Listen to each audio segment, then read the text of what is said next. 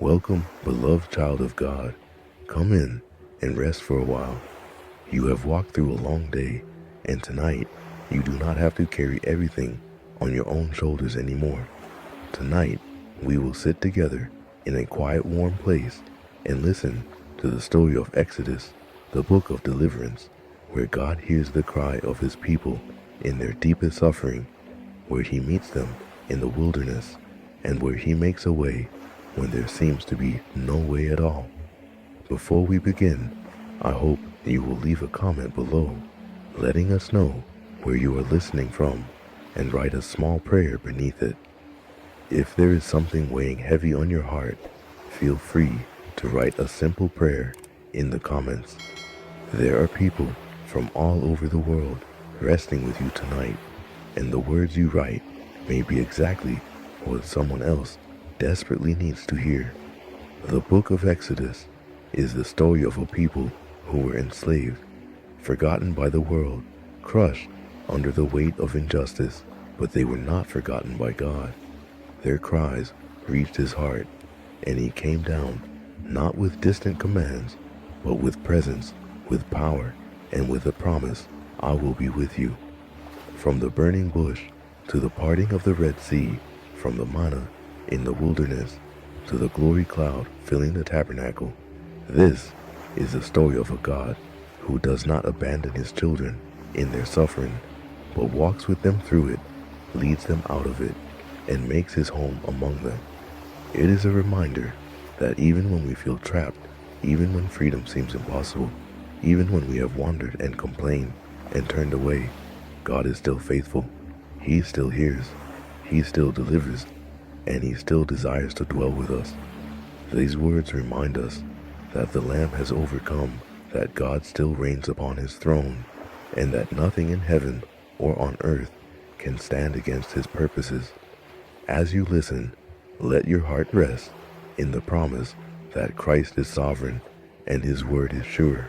God sees, he hears, and he understands every word you speak.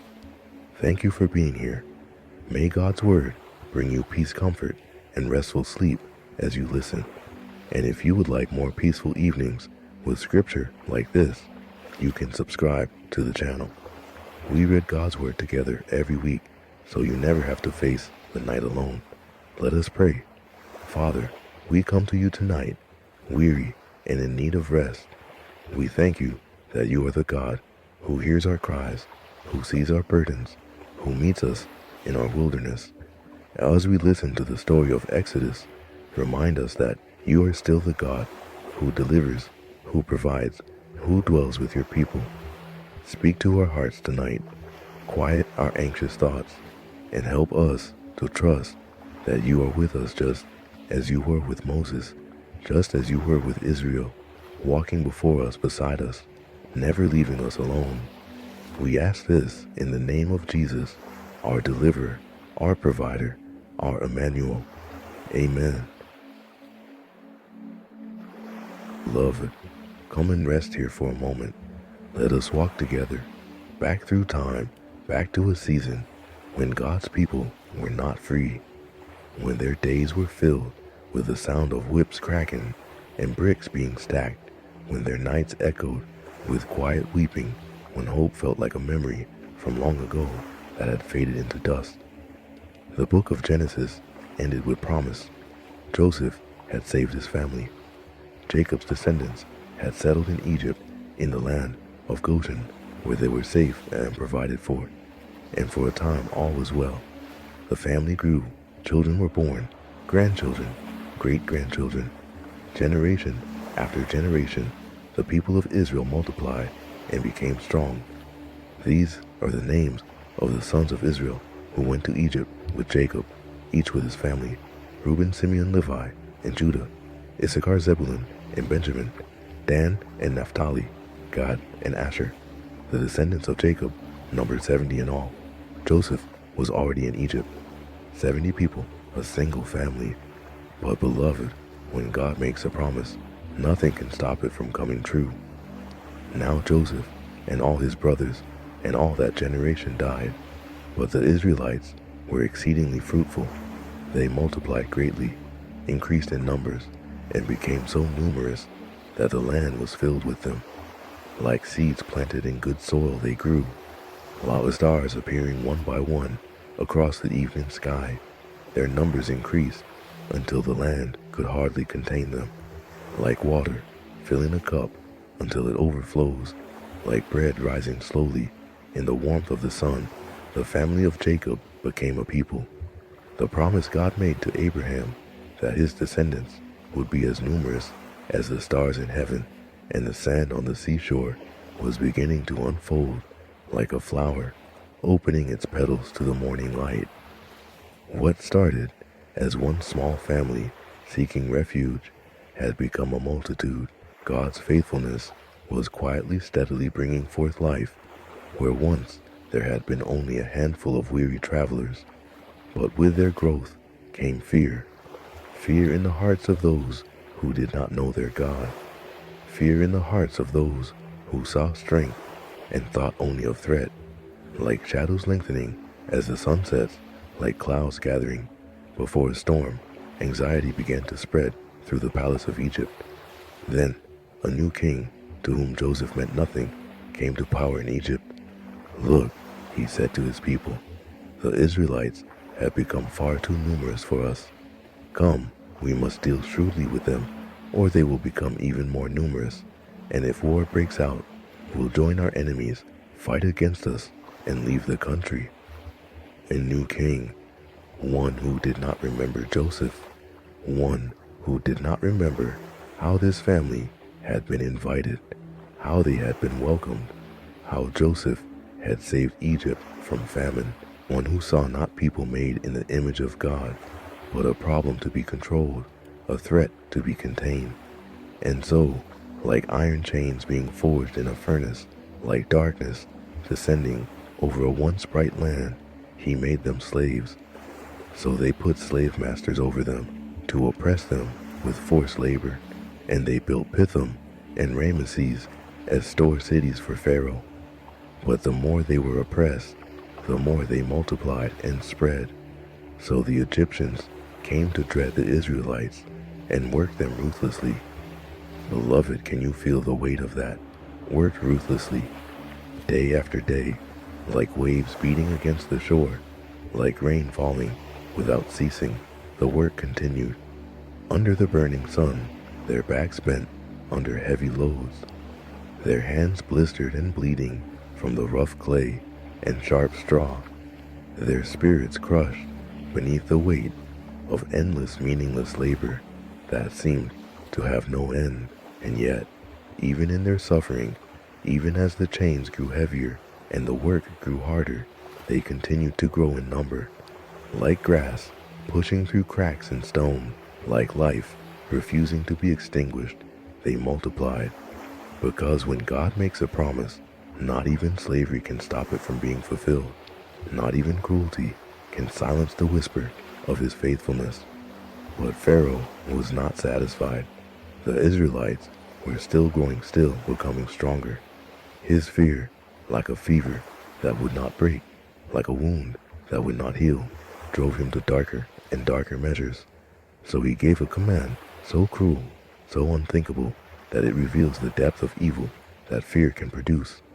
Then Pharaoh gave this order to all his people: "Every Hebrew boy that is born you must throw into the Nile, but let every girl live.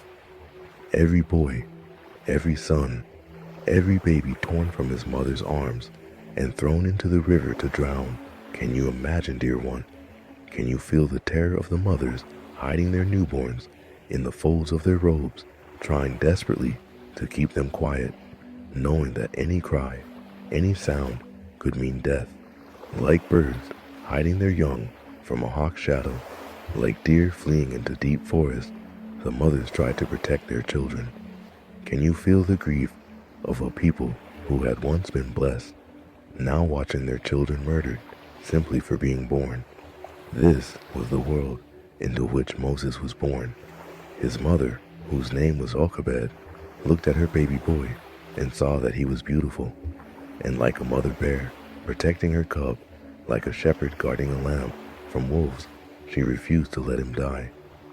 But when she could hide him no longer, she got a papyrus basket for him and coated it with tar and pitch. Then she placed the child in it and put it among the reeds along the bank of the Nile. She made a little ark, beloved, just like Noah's ark, that floated on the waters of judgment, coated with pitch to keep the water out. And she placed her baby inside her hands, trembling like leaves in the wind, her heart breaking like glass, shattering into 1,000 pieces. And she set him gently among the reeds. It was an act of faith wrapped in desperation, an act of letting go when every part of her wanted to hold on. She could not save him, but perhaps somehow God could, like releasing a bird into the sky and trusting it will find its way home, like planting a seed in the ground and hoping it will grow. She let go, and God did. Pharaoh's daughter came down to the river to bathe, and she saw the basket floating among the reeds, bobbing gently like a leaf on water. She opened it, and the baby cried. She felt sorry for him. "This is one of the Hebrew babies," she said. And in that moment, something softened in her heart, like ice melting in the warmth of spring, like stone cracking open to reveal water beneath compassion flooded her soul. The daughter of the very king who had ordered the slaughter of Hebrew boys looked at this tiny helpless child and chose mercy. She took Moses as her own son. She raised him in the palace, in the house of the enemy, right under Pharaoh's nose. God had turned the Nile, the river of death, into a river of deliverance. What was meant to destroy had become the path to salvation. Moses grew up in privilege. He had everything he could want: fine clothes that rustled like silk in the breeze, good food that satisfied every hunger, the best education Egypt could offer. But beneath it all, like a river running underground, like a song hummed quietly in the dark, he knew who he was. He knew he was a Hebrew. And one day, when he was a man, he saw an Egyptian beating one of his own people, a Hebrew slave. And something inside him broke, like a dam bursting under too much pressure, like a string pulled too tight. Finally snapping, his anger erupted.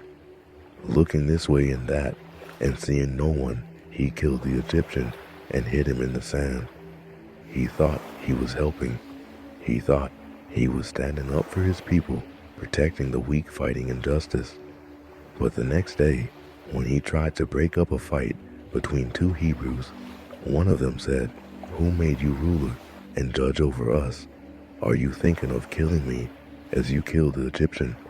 And Moses was afraid, like cold water thrown in his face, like waking from a dream to harsh reality. He realized his secret was out. The thing he had tried to hide was now exposed.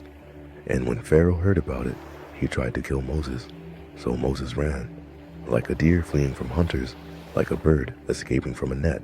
He fled Egypt, the only home he had ever known, and he ended up in the wilderness of Midian, a murderer, a fugitive, a man with no home, no family, no purpose.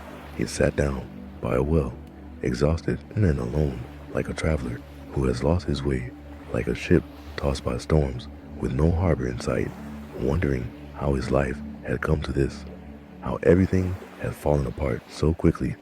But beloved, even in the wilderness, even when we feel we have lost everything, God is at work, like seeds germinating beneath the soil, where no eye can see, like stars still shining. Even when clouds hide them from view, God's plan was unfolding. Moses met a priest named Ruel, also called Jethro, and he married one of his daughters, Zipporah. He became a shepherd, tending flocks in the quiet loneliness of the desert. 40 years passed, 40 long years of silence, 40 years of leading sheep through dry places with nothing but his thoughts and his regrets for company. Like water, slowly wearing away stone, like wind shaping sand into dunes, those years shaped Moses in ways he could not yet understand. And back in Egypt, the suffering continued. The years stretched on like an endless desert, like a night that refuses to give way to dawn. The burdens grew heavier, like stones piling on top of stones, like chains wrapping tighter and tighter. And the people who had once hoped for rescue began to wonder if anyone was listening, if anyone cared, if anyone even knew they existed. During that long period, the king of Egypt died. The Israelites groaned in their slavery and cried out, and their cry for help because of their slavery went up to God. They cried out, not a quiet prayer whispered in the corner of a room, not a polite request offered with folded hands. They groaned like a wounded animal crying in pain, like a mother weeping for her lost child. Like thunder rumbling from a storm-heavy sky, they wept. They screamed into the darkness with raw, unfiltered desperation, begging for someone, anyone to hear them, to see them, to help them, their voices rising like smoke from 1,000 broken hearts, like incense ascending to heaven, like the sound of waves crashing endlessly against the shore, reaching up into the heavens. And beloved, here is what I need you to hear tonight. Here's the truth that can heal the deepest wound in your heart, like balm poured on a burn, like cool water offered to parched lips. God heard their groaning, and he remembered his covenant with Abraham, with Isaac, and with Jacob. So God looked on the Israelites and was concerned about them. God heard, like a father waking at the sound of his child's cry in the night, like a shepherd recognizing the voice of his sheep in distress. God heard. He remembered, like the sun remembering to rise each morning, like the ocean remembering its tides. God remembered his covenant. He looked, like a gardener tending his plants, like a potter examining his clay. God looked on the Israelites, and he was concerned, not with distant cold observation, but with deep aching compassion, like a mother's heart breaking for her suffering child, like a healer grieving over a wound that will not close. God's heart was moved. If you are suffering tonight, beloved, if you feel trapped in circumstances you cannot escape, like a bird caught in a cage, like a prisoner bound in chains, if you have been crying out, and it seems like no one hears, like shouting into a vast empty canyon where only echoes answer, like no one cares, like you are invisible in your pain, hear this: God hears you. Your suffering is not hidden from him. Your tears are not falling unnoticed, like rain absorbed by indifferent earth. No, beloved, each tear is caught, like precious drops collected in a vessel. Each cry is heard, like a song that reaches the throne of heaven. He sees, he knows, and he is deeply, profoundly concerned about you. You are not suffering because God does not care. You are not in pain because he has forgotten you. Sometimes, like seeds that must be buried in darkness before they can sprout like metal, that must pass through fire before it becomes strong, the darkest nights come right before the dawn of deliverance. Sometimes, God lets us cry out long enough that when he answers, we will know beyond any doubt that it was him, that it was not our strength or our effort or our goodness, but his mercy, his power, his faithfulness that saved us. Take a slow breath now, dear one. Let your chest rise and fall gently, like the tide coming in and going out, like the rhythm of a heartbeat, steady and sure. Let the tension in your shoulders ease just a little, like snow melting in warm sunlight, like knots slowly loosening their grip. God has heard your cry. He is not far away, watching from a distance with cold detachment. He is not indifferent, unmoved by your tears. He is preparing something you cannot yet see, like dawn breaking beyond the horizon, like spring preparing beneath winter's frozen ground. And when the time is right, when everything is ready, he will move. He will deliver. He will set you free. 40 years. Moses spent in the wilderness. 40 years of quiet, like the stillness of deep water, like the silence of snow falling on empty fields, of anonymity, of being forgotten by the world, of tending sheep and watching the sun rise and set over the same barren hills day after day, like watching the same scene painted over and over on an endless canvas. He was 80 years old now, an old man, his beard long and gray like winter frost, his hands weathered like ancient stone. A forgotten man, a man whose dreams of rescuing his people had died in the sand where he buried that Egyptian so many years ago, buried deep like treasure that would never be found. One day, Moses was leading his flock far into the wilderness near Horeb, the mountain of God. It was just another day, ordinary and unremarkable. Another long walk with the sheep, their bells tinkling softly like wind chimes in a gentle breeze. Another stretch of silence that had become his constant companion, familiar and heavy. And then he saw something that made him stop, something that cut through the monotony like a knife through cloth, like a voice calling through fog. There, the angel of the Lord appeared to him in flames of fire from within a bush. Moses saw that though the bush was on fire, it did not burn up.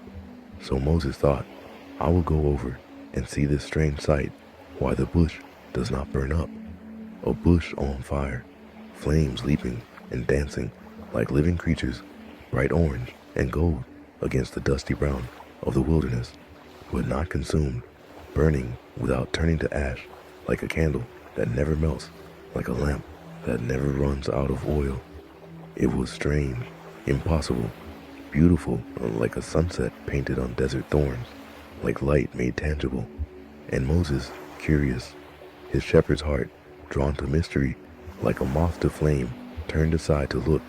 And that is when God spoke, not with thunder that shakes mountains, not with lightning that splits the sky like tearing fabric, not with a voice that roars like ocean waves or crashes like avalanches, but quietly, personally, tenderly, like a father calling his child home for dinner, like a friend greeting a friend after long absence. When the Lord saw that he had gone over to look, God called to him from within the bush, Moses, Moses. And Moses said, Here I am, here I am. The same words Abraham spoke when God called him under the stars. The same words Samuel would speak years later in the temple's darkness. The posture of someone who is willing to listen even when they do not know what will be asked of them. The stance of a heart that is open like a door left unlocked, like hands held out to receive. Do not come any closer, God said. Take off your sandals, for the place where you are standing is holy ground. Then he said, I am the God of your father, the God of Abraham, the God of Isaac, and the God of Jacob. At this, Moses hid his face because he was afraid to look at God. Holy ground, not in a temple built with human hands, not in a city bustling with priests and pilgrims, not in a palace adorned with gold and precious stones, but here in the wilderness, in the middle of nowhere, among thorns and rocks and dust, tending sheep, feeling forgotten, feeling like his life had amounted to nothing. God showed up. God called his name, speaking it like a song, like a bell ringing clear across water. God made the ordinary ground holy, simply by being present, like the sun touching a field and turning dewdrops into diamonds, like breath turning winter air into visible clouds. Beloved, do you hear what this means? You do not have to be in a special place for God to meet you. You do not have to be in a church with stained glass windows, soaring ceilings, and the smell of incense. You do not have to be on a mountaintop with your arms raised, your heart full of worship. You do not have to be surrounded by candles and music and other believers. God can meet you in the wilderness, in the monotony like endless days that blur together, in the loneliness like being the only person awake in a sleeping house, in the place where you feel forgotten and useless and past your prime like furniture pushed to the attic, like seeds that never sprouted. God sees you there, and he can make that ground holy simply by showing up, like light transforming darkness, like presence changing everything. And then God spoke words that would change everything, words that fell like rain on dry ground, like light breaking through storm clouds. The Lord said, I have indeed seen the misery of my people in Egypt. I have heard them crying out because of their slave drivers, and I am concerned about their suffering. So I have come down to rescue them from the hand of the Egyptians, and to bring them up out of that land into a good and spacious land, a land flowing with milk and honey.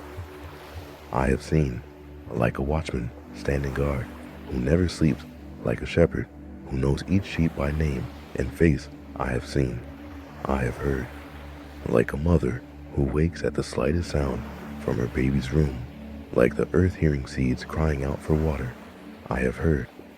I am concerned, not with distant academic interest, but with deep aching love, like a father pacing the floor when his child is sick, like a healer who takes the pain of patience into his own heart.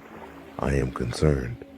So I have come down, not staying distant in heaven, not sending a message from afar, but coming down like a king, leaving his throne to visit his people, like God, wrapping himself in flesh and dwelling among us. I have come down to rescue them. But then God said something that must have made Moses' heart stop, like a wheel suddenly grinding to a halt, like breath catching in the throat.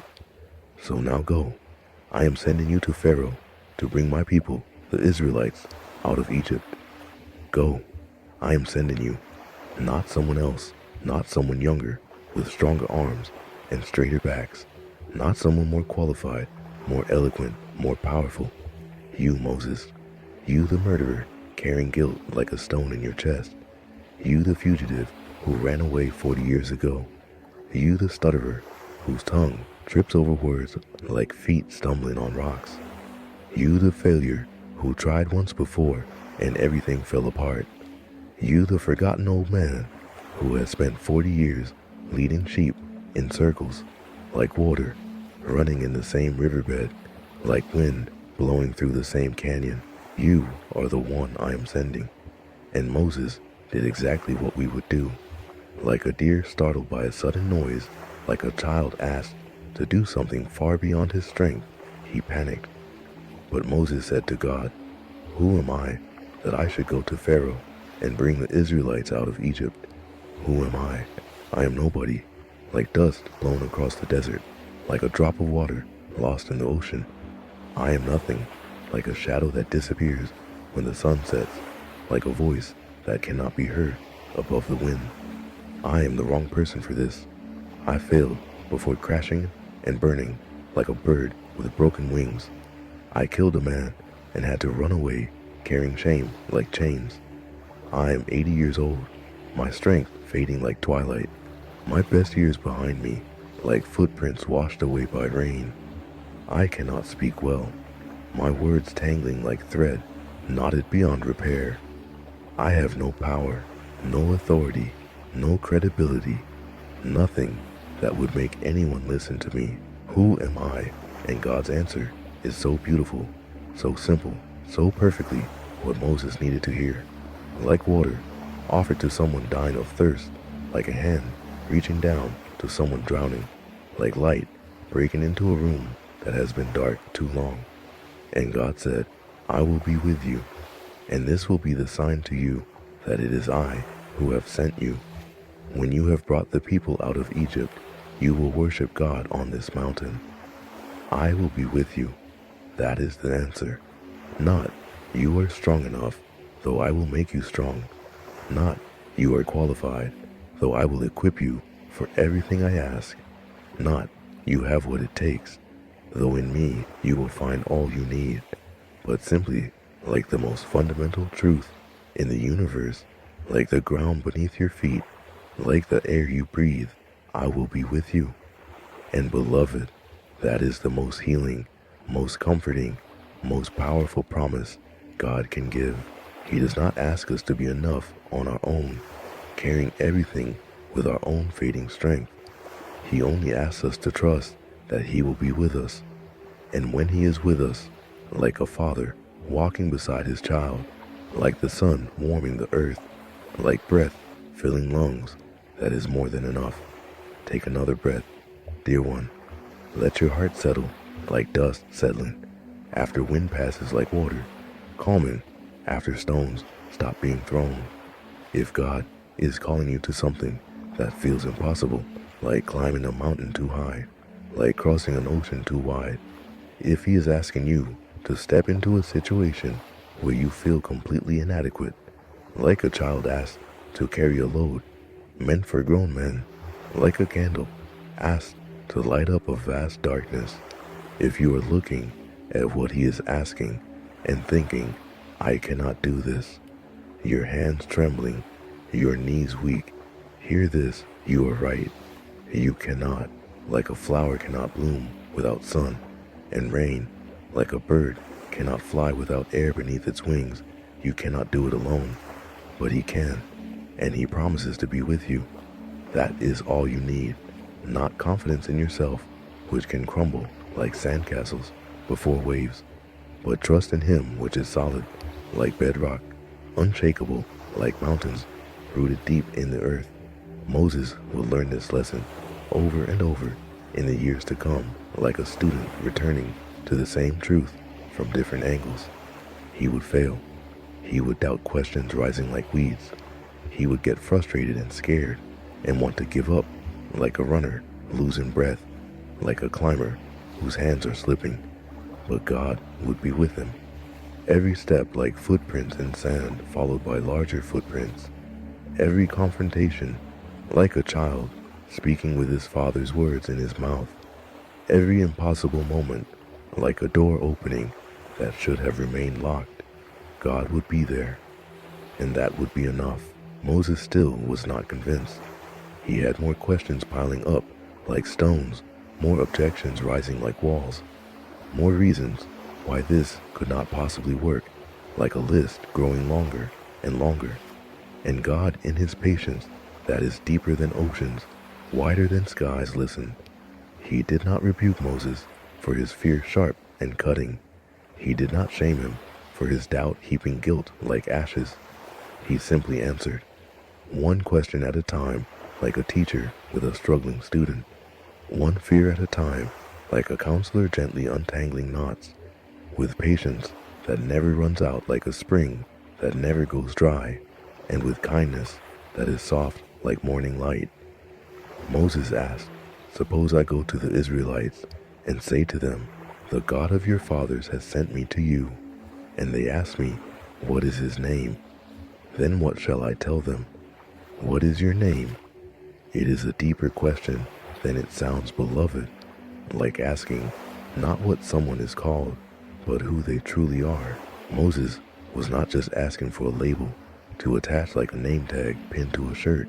He was asking, who are you? What are you like? Can I trust you? Will you really do what you say? A name in the ancient world revealed character like a window into the soul. It told you who someone was at their core, like a seed revealing what kind of tree it will become. And God gave Moses an answer that has echoed through the centuries, rolling like thunder across generations. A name so profound, so mysterious, so full of meaning that theologians and poets and mystics have spent lifetimes trying to understand it, like people staring at the ocean, trying to count every wave, like astronomers mapping endless stars. God said to Moses, I am who I am. This is what you are to say to the Israelites. I am has sent me to you. I am. Not I was fading like yesterday's sunset. Not I will be distant like tomorrow's dawn. But I am. Present tense, like the ground beneath your feet right now. Always like the beating of your heart that never stops. Eternal, stretching backward and forward beyond time, like an ocean that has no shore. Unchanging, like bedrock beneath shifting sand, like the North Star that guides sailors home. The one who simply is, who has always been, who will always be. The one who does not depend on anything else for his existence, like a flame that needs no fuel, like a fountain that springs from depths that never empty. The one who is the source of all life, all truth, all reality, like the sun from which all light flows, like the first word from which all language comes. I am. And then God continued giving Moses the name his people would know him by for generations to come, passed down like an inheritance, treasured like the most precious jewel. God also said to Moses, "Say to the Israelites, the Lord, the God of your fathers, the God of Abraham, the God of Isaac, and the God of Jacob, has sent me to you. This is my name forever, the name you shall call me from generation to generation. The Lord." In Hebrew, Yahweh spoken with breath and reverence. The personal name of God, intimate like a lover's whisper, powerful like the voice that spoke worlds into being. The covenant name, binding like vows, exchanged unbreakable like cords woven together. The name that means, I am the one who is always present, always faithful, always keeping my promises. This is not a distant deity watching from far away with cold eyes. This is not an impersonal force, mechanical and uncaring like clockwork. This is the God who remembers Abraham, who sees every sparrow that falls, who knows his people by name and face, who keeps his word like the sun keeps rising, like rivers keep flowing to the sea. God told Moses to gather the elders of Israel and tell them what God had said, every word like drops of water to parched ground. And then, together, they would go to Pharaoh and ask him to let the people go. God warned Moses that Pharaoh would not listen. At first, his heart hard, like sun-baked clay, that it would be difficult, like walking uphill against strong wind, that there would be resistance, like trying to move a boulder lodged deep in earth. But in the end, God would display his power in such a way that Pharaoh would have no choice but to let them go, his grip loosening like fingers forced open. But Moses still was not ready, his fears still clinging like vines. He had another objection, rising like a wall before him. Moses answered, "What if they do not believe me or listen to me and say, 'The Lord did not appear to you'? What if they do not believe me? What if they reject me, turning their backs like I am nothing? What if this does not work, crumbling like sandcastles before waves?"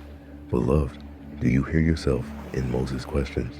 How many times have we hesitated to obey God because we were afraid of what people would think, their judgment sharp like thorns, afraid of failure, of falling flat like stumbling in front of a crowd, afraid of looking foolish, of being laughed at like a child who does not understand?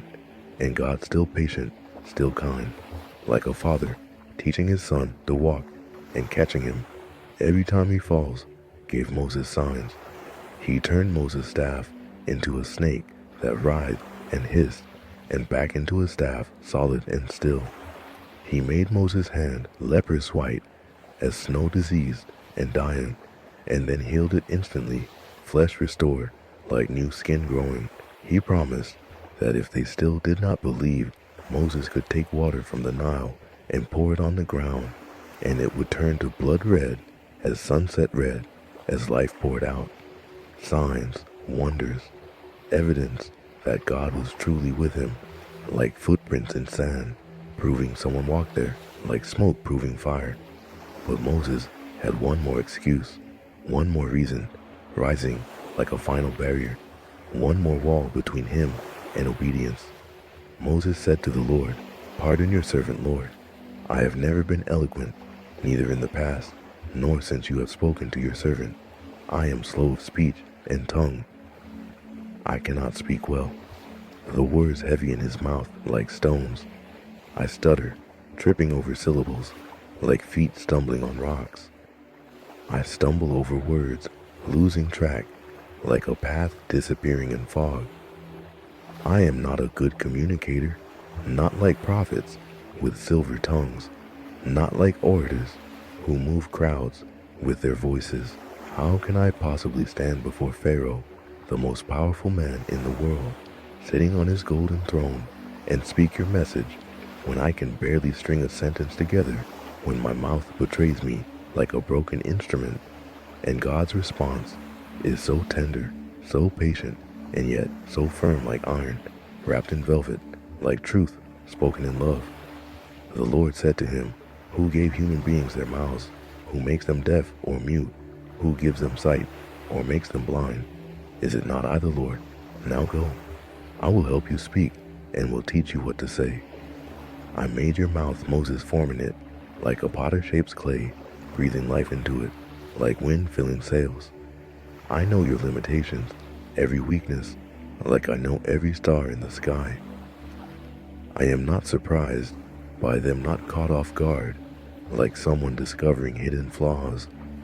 I am not disappointed by them, not shaking my head in regret, and I can work through them, like light shining through broken glass, making patterns more beautiful than whole windows. I will help you, I will teach you, I will give you the words, placing them in your mouth, like bread for the hungry. You do not have to be eloquent with speeches that flow like honey. You just have to be obedient, taking one step at a time, even when your legs shake. But Moses, exhausted by his own fear that had grown like a weight too heavy to carry, finally said what he had been thinking all along, the truth tumbling out like water breaking through a dam. But Moses said, pardon your servant, Lord.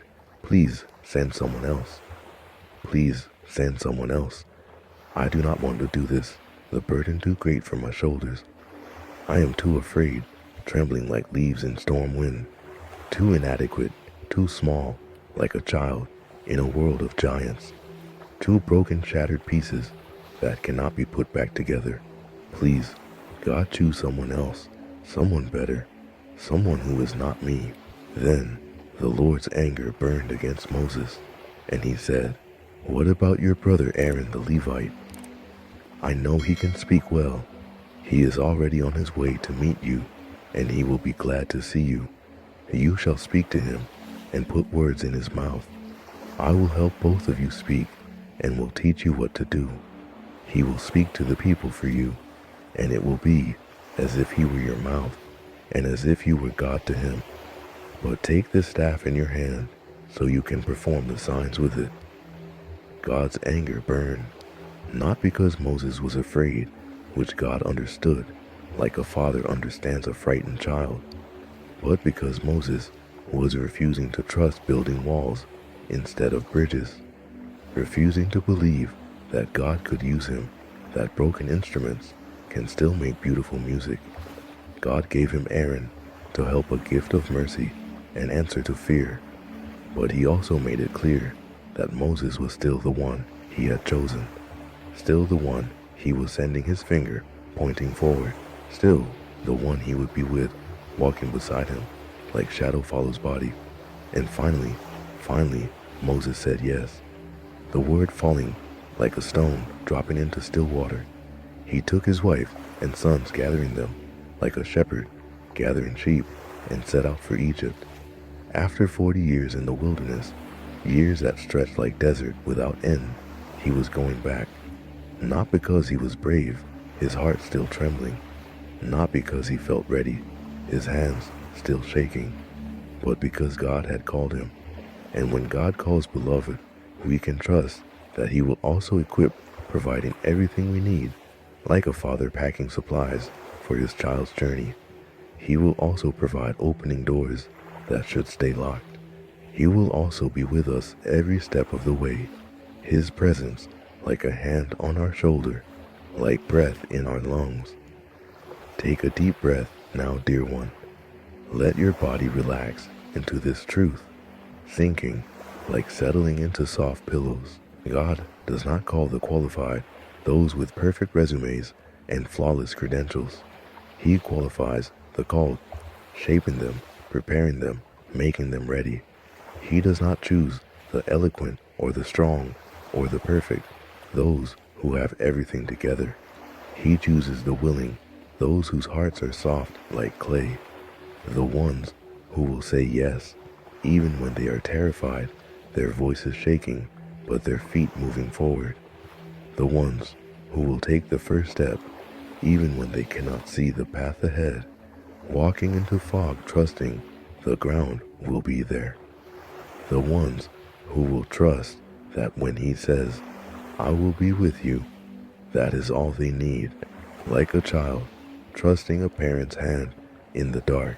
If you feel inadequate tonight, like trying to fill an ocean with a teaspoon, if you feel like you are not enough for what God is asking the task towering over you like mountains, if you are looking at the burning bush of your own calling and thinking, I cannot do this, the impossibility crushing, like weight on your chest, remember Moses.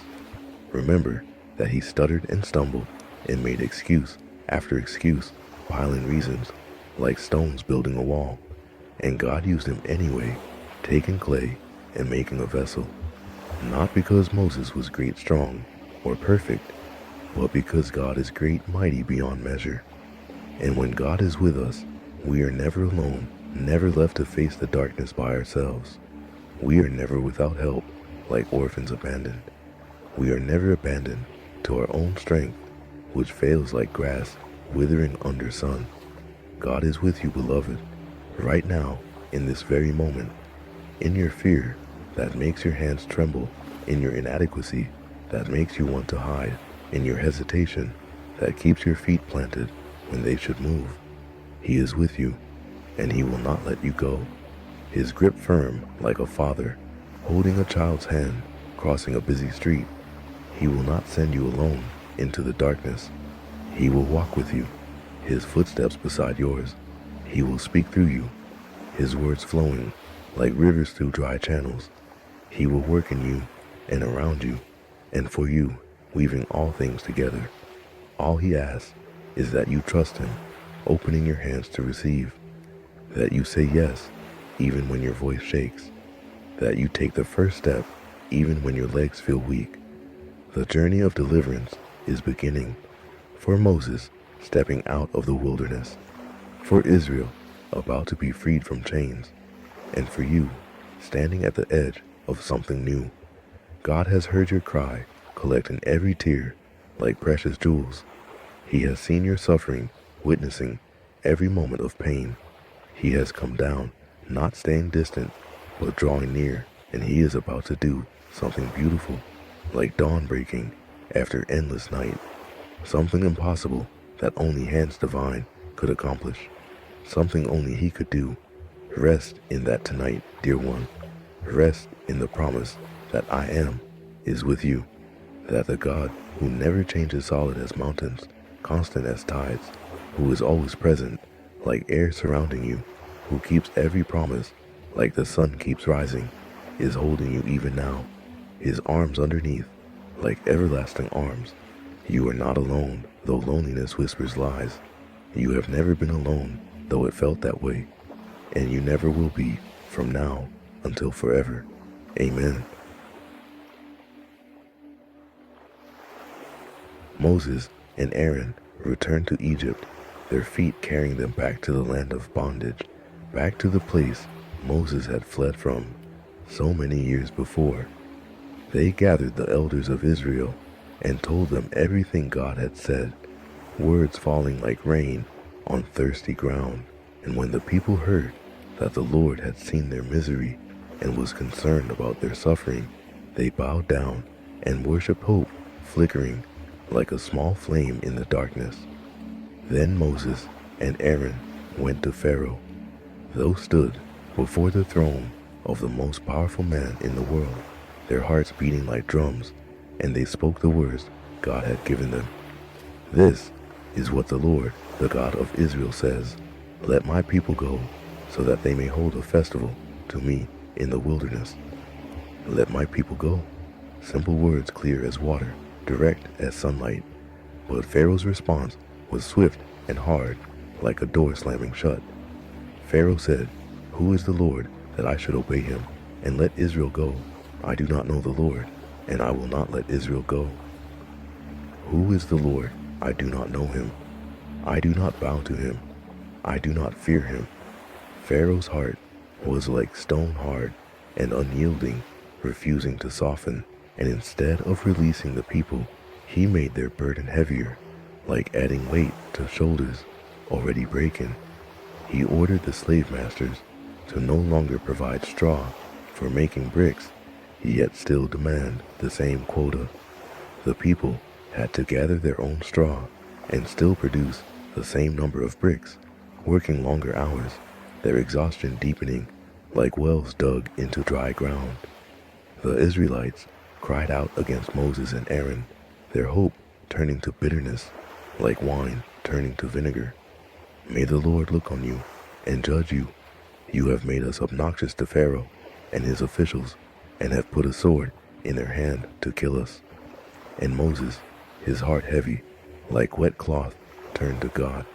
Why, Lord, why have you brought trouble on this people? Is this why you sent me? Ever since I went to Pharaoh to speak in your name, he has brought trouble on this people, and you have not rescued your people at all. Why, Lord, the cry of every heart that has tried to obey and seen things get worse instead of better. The question of every soul that has stepped out in faith only to watch the storm grow fiercer, waves rising higher instead of calming. But God answered with patience, his voice steady like the foundation beneath a house. Now you will see what I will do to Pharaoh. Because of my mighty hand, he will let them go. Because of my mighty hand, he will drive them out of his country. And so the plagues began, one by one, like hammer blows against iron, like waves crashing against a wall. God demonstrated his power over all the gods of Egypt. The Nile turned to blood red, as sunset red, as judgment, its fish dyeing its water undrinkable. Frogs covered the land, hopping through houses, like an invasion filling bedrooms and ovens and kneading troughs. Gnats swarmed like dust clouds, covering man and beast. Flies filled the Egyptian homes, thick as fog, while the land of Goshen, where the Israelites lived, remained untouched, like an island of peace in a sea of chaos. The livestock of Egypt died falling like leaves in autumn. Boils broke out on people and animals, painful sores covering skin like fire. Hail fell from the sky, pounding like fists, destroying crops, killing everything left in the fields. Locusts came in clouds that darkened the sun, eating everything the hail had left, stripping the land bare like bones picked clean. Darkness covered Egypt for 3 days, thick as cloth, heavy as grief, so dark that people could not see their own hands before their faces. Yet, in the homes of the Israelites, there was light warm and steady, like candles that never go out. After each plague, Pharaoh would call for Moses and Aaron. Pray to the Lord to take away this plague. He would say, his voice urgent, like someone drowning, calling for help, and Moses would pray, and God would remove the plague, the relief, washing over Egypt like cool water. But then Pharaoh's heart would harden again, like clay drying in the sun, like metal cooling back to its rigid form. But when Pharaoh saw that there was relief, he hardened his heart and would not listen to Moses and Aaron, just as the Lord had said. Again and again, the pattern repeated, like a wheel turning, like tides going in and out. Plague, repentance, relief, hardening.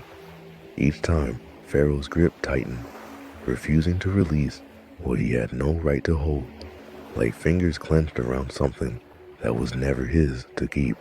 Beloved, take a slow breath here. Sometimes, deliverance does not come quickly, like a door swinging open at the first knock. Sometimes, it requires persistence like water, slowly wearing away stone, like dawn, taking its time to break through the longest night. Sometimes, the obstacles seem to grow harder before they crumble, like ice growing thicker before the spring thaw melts it away. But hear this, there are doors that only open when the chains are finally broken. There are freedoms that only come when the grip of oppression is pried loose finger by finger. And God, in his perfect timing, knows exactly when and how to break what has held you captive. The plagues were not random acts of violence, beloved. They were the answer of justice, like a judge's gavel, finally falling after years of injustice. They were God saying to Egypt, to Pharaoh, to every power that enslaves and oppresses, you will let my people go. Each plague was like a question asked in thunder. Who is truly God? Who holds the power? Who determines what happens to my children? And with each plague, the answer became clearer, like fog lifting, like dawn revealing what darkness had hidden. After 9 plagues, after the water turned to blood, and the darkness covered the land, after livestock died, and boils erupted, and locusts devoured Pharaoh, still would not let the people go. His heart remained hard like iron, that would not bend, like stone, that would not crack. And so God spoke to Moses about a final plague, one that would break Pharaoh's grip completely, like the last blow, that finally shatters what has resisted everything else.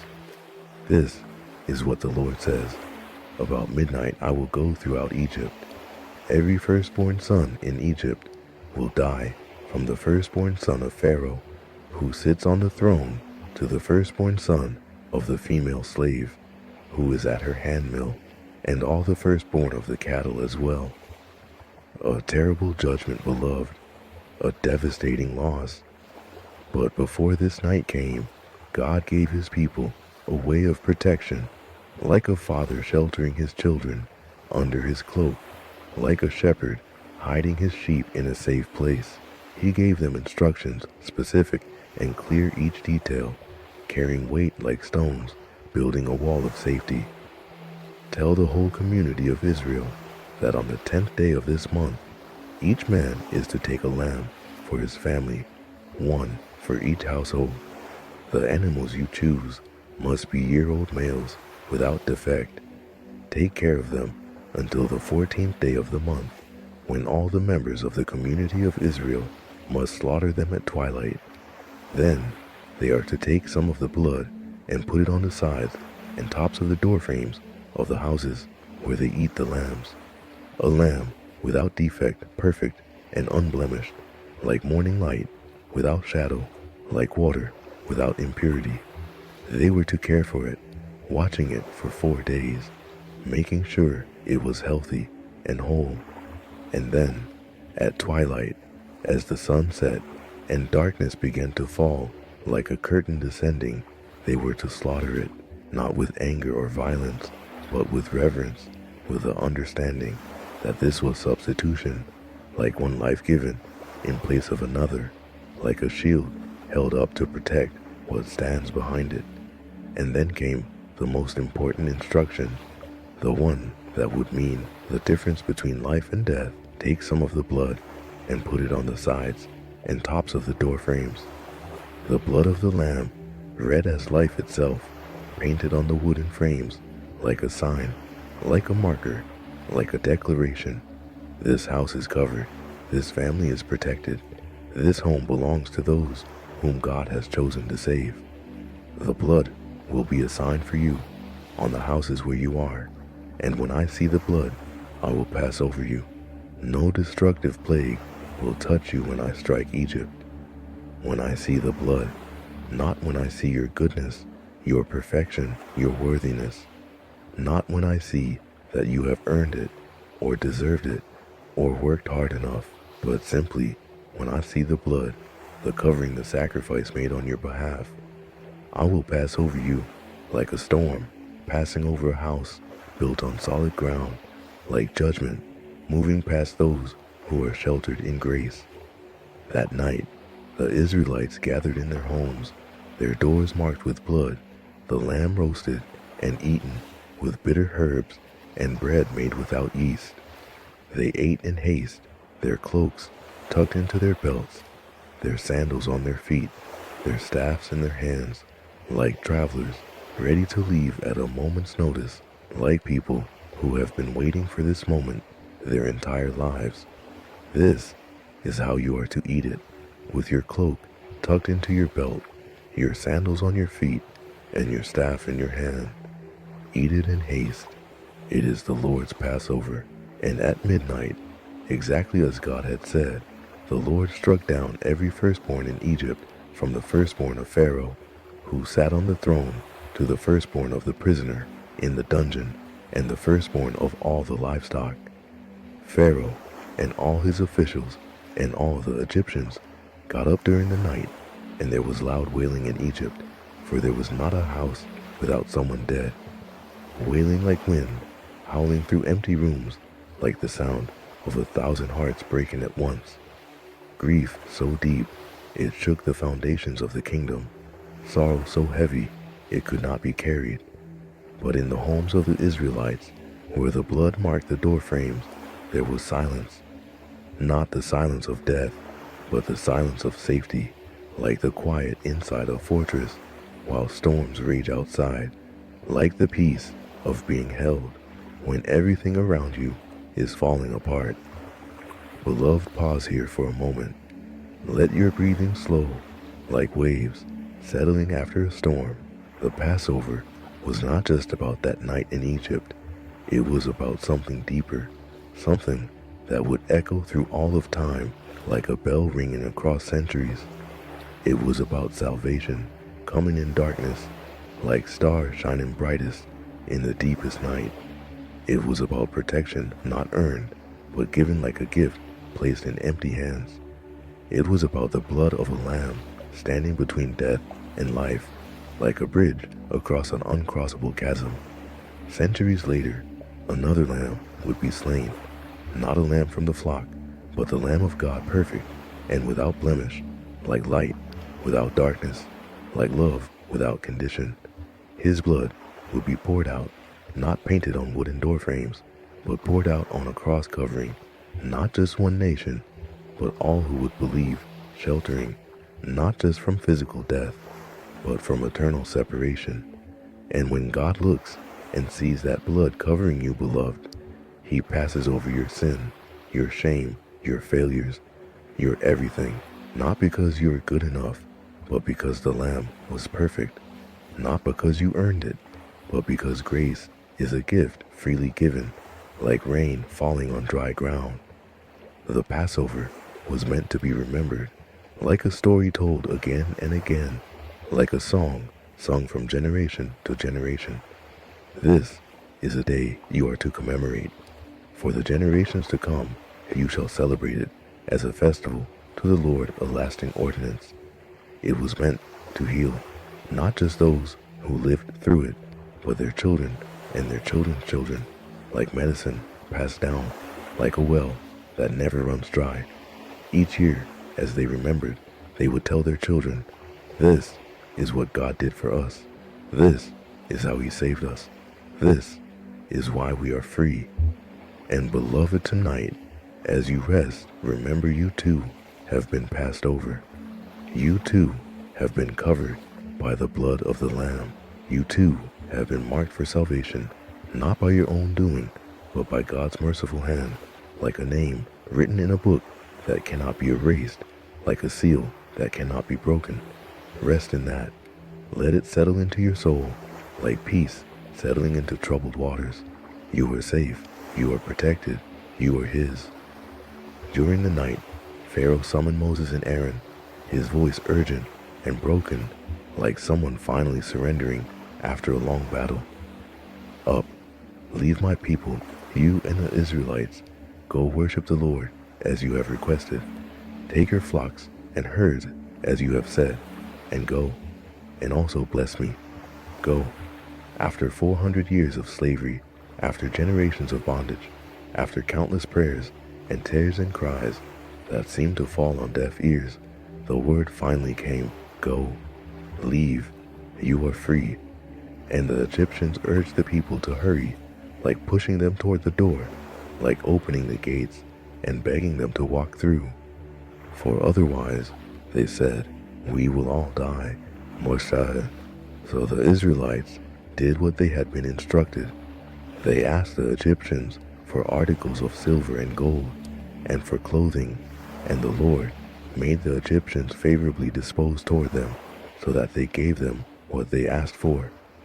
So they plundered the Egyptians, like workers finally receiving wages that had been withheld for centuries, like taking back what had been stolen through generations of unpaid labor. They left in haste, their dough still without yeast, their kneading troughs wrapped in their cloaks and carried on their shoulders. The Israelites journeyed from Ramesses to Succoth. There were about 600,000 men on foot besides women and children. 600,000 men plus women and children. A multitude like stars counted across the night sky, like sand measured on a shore. A nation, not just a family anymore, but a people walking out of slavery and into freedom. Their feet moving forward, even though their hearts were still catching up, still trying to believe this was real. They did not look back, beloved. They did not turn around to see Egypt one more time, like looking at chains that once held you, like staring at a prison cell you just walked out of. They moved forward, step by step, like plants turning toward sunlight, like rivers flowing toward the sea. Because sometimes freedom means not looking at what held you, but walking toward what awaits you. But freedom, beloved, can be frightening, like a bird released from a cage who has forgotten how to fly, like a prisoner walking into sunlight. After years in darkness, the Israelites were afraid. They were free, but they did not yet know what freedom meant. They were delivered, but they did not yet understand where they were going. And in that uncertainty, in that vast unknown, stretching before them, like desert without end, God gave them something beautiful, something tender, something that would remind them every moment of every day that they were not alone. By day, the Lord went ahead of them in a pillar of cloud to guide them on their way, and by night, in a pillar of fire to give them light, so that they could travel by day or night. Neither the pillar of cloud by day, nor the pillar of fire by night left its place in front of the people. A pillar of cloud by day, like a guide walking ahead, like shade on a hot afternoon, soft and cool. And a pillar of fire by night, like a torch in darkness, like warmth on a cold evening, bright and steady. God did not send them out and leave them to find their own way, stumbling like lost children, wandering like sheep without a shepherd. He went before them, visible and constant, like a parent holding a child's hand, like a lamp, lighting each step on a dark path. By day the cloud, by night the fire. When the sun rose and the heat became unbearable, there was shade. When darkness fell and cold crept in, there was warmth and light. God was leading them, not from a distance, not with vague directions shouted from far away, but right there in front of them, close enough to see, constant enough to trust. And beloved, he still does this. Maybe not with a literal cloud or fire, but with his presence that is just as real, just as constant, just as faithful. When you walk through your own wilderness, when you are free from what bound you, but uncertain of where you are going, when the path ahead looks unclear and the night seems dark, he is there, leading you, guiding you, going before you, like a shepherd who knows every rock and every stream, every danger, and every place of rest. Take a deep breath now, dear one. Let your heart settle into this truth, like a stone settling into soft earth. You are not walking alone, stumbling through darkness without help. You are not left to figure everything out by yourself, carrying every burden without support. God goes before you, like the pillar of cloud, like the pillar of fire. He leads you by day when everything is clear and bright. He guides you by night when you cannot see more than one step ahead, when shadows loom and fears whisper. The Israelites were leaving Egypt, walking away from slavery, stepping into an unknown future with nothing but God's presence to guide them. They were afraid, yes, uncertain, yes, but they were not alone. And neither are you, beloved, neither are you. The journey ahead would not be easy. There would be challenges like mountains to climb, like rivers to cross. There would be moments of doubt, like fog settling thick. There would be times when they would want to turn back, when freedom would feel harder than slavery, when the unknown would seem worse than the familiar. but God would be with them every step, every day, every night, leading them forward like a parent teaching a child to walk, catching them when they stumble, encouraging them when they want to give up. And He is with you too, right now, in whatever wilderness you are walking through, in whatever freedom you are learning to live in whatever uncertainty stretches before you like an endless road. He goes before you. He lights your way. He provides what you need, like manna falling each morning, like water flowing from rock. And He will not leave you, not when the day is bright, not when the night is dark, not ever. Rest in that tonight, beloved. Rest in the promise that you are led, guided, protected, that the one who brought you out of bondage is the same one who will lead you all the way home, that the journey is long, yes, but you do not walk it alone. You are covered by the blood of the Lamb. You are guided by the presence of God, and you are held every moment in arms that will never let you go. The night of deliverance has passed. The door of slavery has closed behind you, and ahead, though you cannot see it yet, lies the promised land, like dawn waiting beyond the horizon, like home calling your name. Walk forward, dear one, step by step, cloud by day, fire by night. God is leading you, and where He leads you, can trust Him to bring you through. Amen. The Israelites walked out of Egypt, their feet carrying them forward into freedom, their hearts still learning what it meant to be free. God led them the pillar of cloud by day, moving ahead like a guide who knows every turn, the pillar of fire by night, glowing warm like a hearth that never grows cold. But God did not lead them on the shortest route. Instead, He led them toward the wilderness, toward the Red Sea, like a shepherd, leading sheep away from danger they cannot yet see. When Pharaoh let the people go, God did not lead them on the road through the Philistine country, though that was shorter. For God said, if they face war, they might change their minds and return to Egypt. So God led the people around by the desert road toward the Red Sea. God knew what they could bear, like a parent knowing the strength of a child's legs on a long journey. He knew they were not ready for battle, yet their courage still fragile, like new shoots pushing through soil. But back in Egypt, Pharaoh's heart changed again, like a tide turning, like wind shifting direction. What have we done? We have let the Israelites go and have lost their services. So he prepared his chariot and took his army, 600 of the best chariots, and he pursued them, coming fast, like judgment, like death itself pursuing them. The Israelites were camped by the sea when they looked up and saw the Egyptian army approaching like a storm cloud, like a wall of dust and iron. As Pharaoh approached, the Israelites looked up, and there were the Egyptians marching after them. They were terrified and cried out to the Lord. Behind them, the army that had enslaved them. Before them, the sea vast and impassable. They were caught between them, like prey cornered by predators, like people trapped with nowhere to run. Their fear turned to anger sharp and bitter, like vinegar.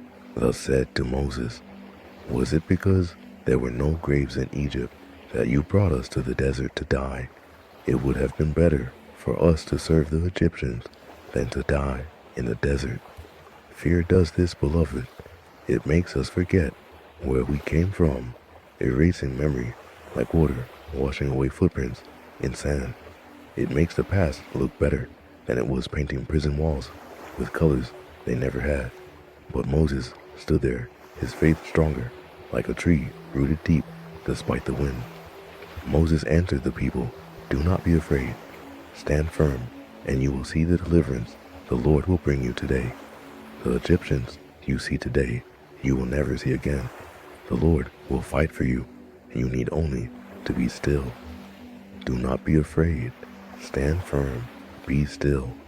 These are not commands from a harsh master, beloved, but invitations from a gentle father, like a parent holding a terrified child and whispering, "I've got you. Just be still." Then the Lord said to Moses, "Tell the Israelites to move on. Raise your staff and stretch out your hand over the sea to divide the water, so that the Israelites can go through the sea on dry ground." Then the angel of God, who had been traveling in front of Israel's army, withdrew and went behind them. The pillar of cloud also moved from in front and stood behind them, coming between the armies of Egypt and Israel.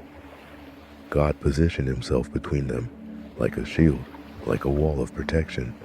And all night long that pillar stood there, bringing darkness to Egypt like a blanket thrown over eyes, and light to Israel like a lamp burning steady. Moses stretched out his hand over the sea, and all that night the Lord drove the sea back with a strong east wind and turned it into dry land. The waters were divided, and the Israelites went through the sea on dry ground with a wall of water on their right and on their left. The sea parted. Water that should have drowned them stood up like walls on either side, held back by the hand of God, and they walked through millions of them, their feet on dry ground, where water should have been walls of sea, towering beside them like glass holding back an ocean. The Egyptians pursued, but the Lord threw them into confusion. Moses stretched out his hand over the sea, and at daybreak the sea went back to its place. The water flowed back and covered the chariots and horsemen, the entire army of Pharaoh that had followed the Israelites into the sea. Not one of them survived. Take a slow breath, beloved. When you are trapped, when the sea is before you and the enemy behind you, when there is no way forward and no way back, God can make a way. A path through water like light, cutting through darkness, like hope rising in despair. You need only be still. You need only trust. On the far shore of the Red Sea, with Egypt behind them and freedom before them, the people did something beautiful. They sang. Then Moses and the Israelites sang this song to the Lord. "I will sing to the Lord, for he is highly exalted. Both horse and driver he has hurled into the sea. The Lord is my strength and my defense. He has become my salvation." They sang after crying. They sang after complaining, because sometimes singing is not about feeling perfect like a polished performance on a bright stage. Sometimes singing is simply about remembering what God has done, declaring truth when your heart is still catching up. Then Miriam, the prophet Aaron's sister, took a timbrel in her hand, and all the women followed her with timbrels and dancing. Miriam sang to them, "Sing to the Lord, for he is highly exalted. Both horse and driver he has hurled into the sea." The women danced, their feet moving in rhythm, their voices joining together like streams merging into a river, dancing after slavery, singing after suffering, celebrating after deliverance. Beloved, sometimes praise is medicine like balm poured on burns. When you have crossed the sea that should have drowned you, but instead became your path to freedom, sing. Even if your voice shakes like leaves trembling in wind, even if tears run down your face like rain and sunshine together, sing, because praise remembers and remembering heals. They sang on the shores of the Red Sea, but the journey was not over. Freedom is not just one moment of deliverance. Freedom is a journey like learning to walk after being bound. Then Moses led Israel from the Red Sea, and they went into the desert of Shur. For 3 days they traveled in the desert without finding water. 3 days without water, their throats drying like riverbeds in drought. When they finally came to water at Marah, they found it bitter, undrinkable. So the people grumbled against Moses, saying, "What are we to drink?" Moses cried out to the Lord, and God showed him a piece of wood. He threw it into the water, and the water became fit to drink, transformed, like bitter becoming sweet.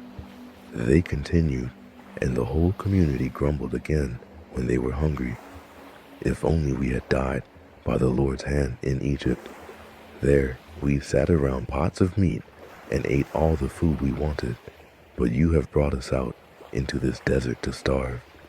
They were longing for slavery again, memory distorting truth like water bending light. They remembered pots of meat, but forgot the lash marks on their backs. And God showed compassion like a father hearing his child cry. Then the Lord said to Moses, I will rain down bread from heaven for you. The people are to go out each day and gather enough for that day.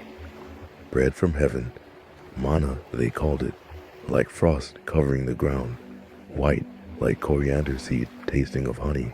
Every morning it appeared like dew, like a gift placed gently while they slept. Enough for each day, like grace given daily, like mercies that are new every morning. Then Moses told them, no one is to keep any of it until morning. However, some of them paid no attention to Moses. They kept part of it until morning, but it was full of maggots and began to smell. They tried to hoard it, but it spoiled, because God was teaching them, trust me for today. Trust me for tomorrow, when tomorrow comes. I will provide what you need when you need it. When they were thirsty again at Rephidim, they quarreled with Moses, and God told him to strike the rock at Horeb with his staff, and water would come out. Moses struck the rock, and water gushed out like life pouring from stone. Beloved, learning to live in freedom is hard. The Israelites complained, yes. They doubted, yes. But God did not abandon them. He led them like the pillar of cloud, like the pillar of fire. He fed them like manna falling each morning. He gave them water like rivers in the desert, not because they deserved it, but because he is faithful. If you are in a wilderness tonight, if freedom feels harder than you expected, if you find yourself complaining or doubting, hear this, God is still with you. He is teaching you to trust one day at a time, like a child learning to walk. You do not need to hoard his grace. You do not need to panic when you do not see tomorrow's provision, because tomorrow has not come yet, and today's manna is enough. Just as the Israelites woke each morning to fresh bread, you will wake each day to fresh mercy, to grace sufficient for whatever that day holds. Take a deep breath. Now, let your heart rest like a bird settling in its nest. The wilderness is long, yes, but you are not walking it alone. God is with you, leading you forward, feeding you daily, giving you water from rocks. He is faithful, beloved, more faithful than our doubts, more patient than our complaints. Rest in that tonight. Rest knowing that tomorrow's manna will come tomorrow, and today you have enough. Rest knowing that learning to trust takes time, like seeds growing slowly, and God is patient with you as you learn, gentle as you stumble, faithful as you journey toward the freedom he has promised. Amen. 3 months had passed since the Israelites left Egypt. 3 months of walking through wilderness. 3 months of learning to trust like children, learning their first steps. They had seen the sea part like curtains drawn back by invisible hands. They had tasted manna falling like dew each morning, sweet as honey, fresh as mercy. They had watched water pour from rock, like life springing from stone. And now they came to the wilderness of Sinai, and they camped there in front of the mountain, the same mountain where Moses had seen the burning bush, where God had first called his name. Moses went up to God, climbing the rocky slopes like a child coming to his father. And the Lord called to him from the mountain, his voice tender as evening breeze, steady as ancient stone. This is what you are to say to the descendants of Jacob, and what you are to tell the people of Israel. You yourselves have seen what I did to Egypt, and how I carried you on eagle's wings and brought you to myself. I carried you. Not you walked on your own strength. Not you figured it out. Not you earned your way here. I carried you like an eagle carrying its young, like a father lifting his child onto his shoulders when the road becomes too long, when little legs grow too tired. On eagle's wings, soaring above, danger held securely, brought safely, not because you were strong, but because I am faithful. Beloved, pause here for a moment. Let your breathing slow, like wind calming after a storm, before God gave any commands, before he spoke any rules, before he outlined any laws. He reminded them of this: I saved you, I delivered you, I carried you. The covenant was not built on what they had done, like bricks stacked through effort. It was built on what he had done, like a foundation laid before. The house is built solid and sure. Now, if you obey me fully and keep my covenant, then out of all nations you will be my treasured possession. Although the whole earth is mine, you will be for me a kingdom of priests and a holy nation. My treasured possession, like a jewel held close, like a child cherished, like something precious beyond measure. Not because you are better than others, not because you earned this place, but because I chose you, because I love you, because out of all the earth which is mine, I have set my heart on you, a kingdom of priests, not just a few special people who can approach me, but all of you, everyone, like a nation of mediators, like a people who stand between heaven and earth, holy, which means set apart, not perfect, but belonging, not flawless, but chosen, marked as mine, like sheep bearing the shepherd's mark. Moses came back down and told the people everything the Lord had said. The people all responded together, "We will do everything the Lord has said."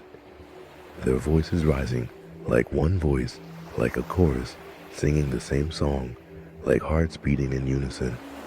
Then the Lord told Moses, "I am going to come to you in a dense cloud, so that the people will hear me speaking with you and will always put their trust in you." And he instructed them to prepare to consecrate themselves, to wash their clothes, like preparing for a wedding, like making ready to meet someone holy and awesome and good. On the morning of the third day, there was thunder and lightning, with a thick cloud over the mountain, and a very loud trumpet blast. Everyone in the camp trembled. Thunder rolling like drums, lightning splitting the sky like cracks in dark glass. Smoke billowing from the mountain like a furnace, the whole mountain trembling, like the earth itself was shaking with the weight of God's presence.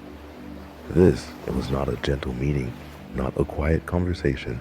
This was the holy God of the universe descending to meet his people, and the mountain could barely contain the weight of his glory. Then Moses led the people out of the camp to meet with God, and they stood at the foot of the mountain. They stood there small as ants before a mountain, fragile as grass before a storm. And God came down, not staying distant in the heavens, not remaining far and untouchable, but coming down to meet them, to speak to them, to enter into covenant with them, like a king descending from his throne to kneel before his people, like a father bending down to look his children in the eyes. Take a breath, beloved. God did not demand they climb to him, struggling up the mountain with their own strength, failing like legs giving out. He came down to them, meeting them where they were in their weakness, in their fear, in their newness to freedom. This is how God works, not demanding we reach him, but reaching down to us like a hand extended, like arms open wide.